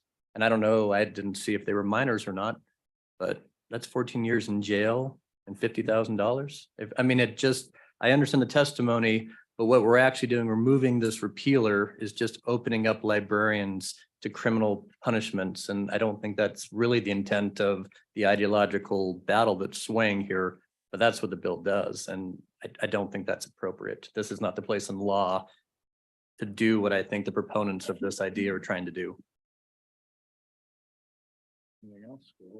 Yes, thank you, Mr. Chairman. I think we all do understand the emotional nature of this. But as the good representative just said, setting parameters, the only parameters this bill sets is to allow the prosecution of our librarians. So with that, I will say I'm disappointed and concerned about the direction of this bill. As a lifelong Wyoming resident and family before that, I don't think this represents Wyoming values. I believe a Wyoming value has always been to trust in our leaders, belief in local control, and not the big hand of government. But I would submit to you that even if we could sit here and write some sentence down, we don't have a magic bullet either. We can't take away human nature and human perspective. But I did want to say that I appreciate the amount of emails that I've received on this in support, largely in support of local control, in support of their community members, and the ability to navigate this difficult task with sense and morality and integrity. Truly the profound content of some of the emails that I've gotten from community members around this state has been striking to me. So I want to thank everybody for their engagement and their good emails. But finally, I'll end with this. I want to encourage people to be a part of the legislature then in a broader way, from elections to budgets to everything, so that we don't wait till we're here to find ourselves here, because we do get to decide what Wyoming we want going forward. So thank you. Okay, thank you. I think we've all said all enough. I don't need to add to this really. And, but I appreciate everybody being here. Appreciate the literally hundreds of emails that I've received. Certainly haven't been able to reply and respond. I mean, it's just literally hundreds a day for the last week. And appreciate everybody caring a lot. And I'm going to vote no on this. Just simply, I think my example in Natrona County, I'm a product of Natrona County schools, my 4 kids, obviously. And I think the school board responded, and I haven't talked to any school board members there. I really wasn't even watching this issue, but they put those 2 books in question at that school in a restricted area where the parents have to agree to check them out. And that's kind of the Wyoming way. You actually talk to people and you figure out a solution, because this never ends. There's always going to be a rub of what's obscene and what's not, what's good and what's bad, right? It's always been that way in human, and it will continue to be long after we're gone. And, but I think if there's a fix to this, there's probably one out there. And I think there's another bill in the legislature takes a little different approach with the local control, but to remove this repealer, I think is not the right fix for this issue, but appreciate everybody. So with that, we're going to close this and we're going to take roll now.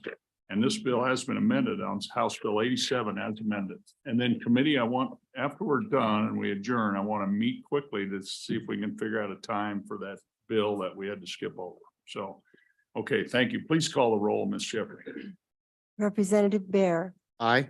Representative Byron, No. Representative Locke, Representative Northrup, No. Representative Oakley, No. Representative Storer, No. Representative Strock, Aye. Representative Zwanitzer, Chairman Harshman. The bill fails with 6 no votes and 3 ayes.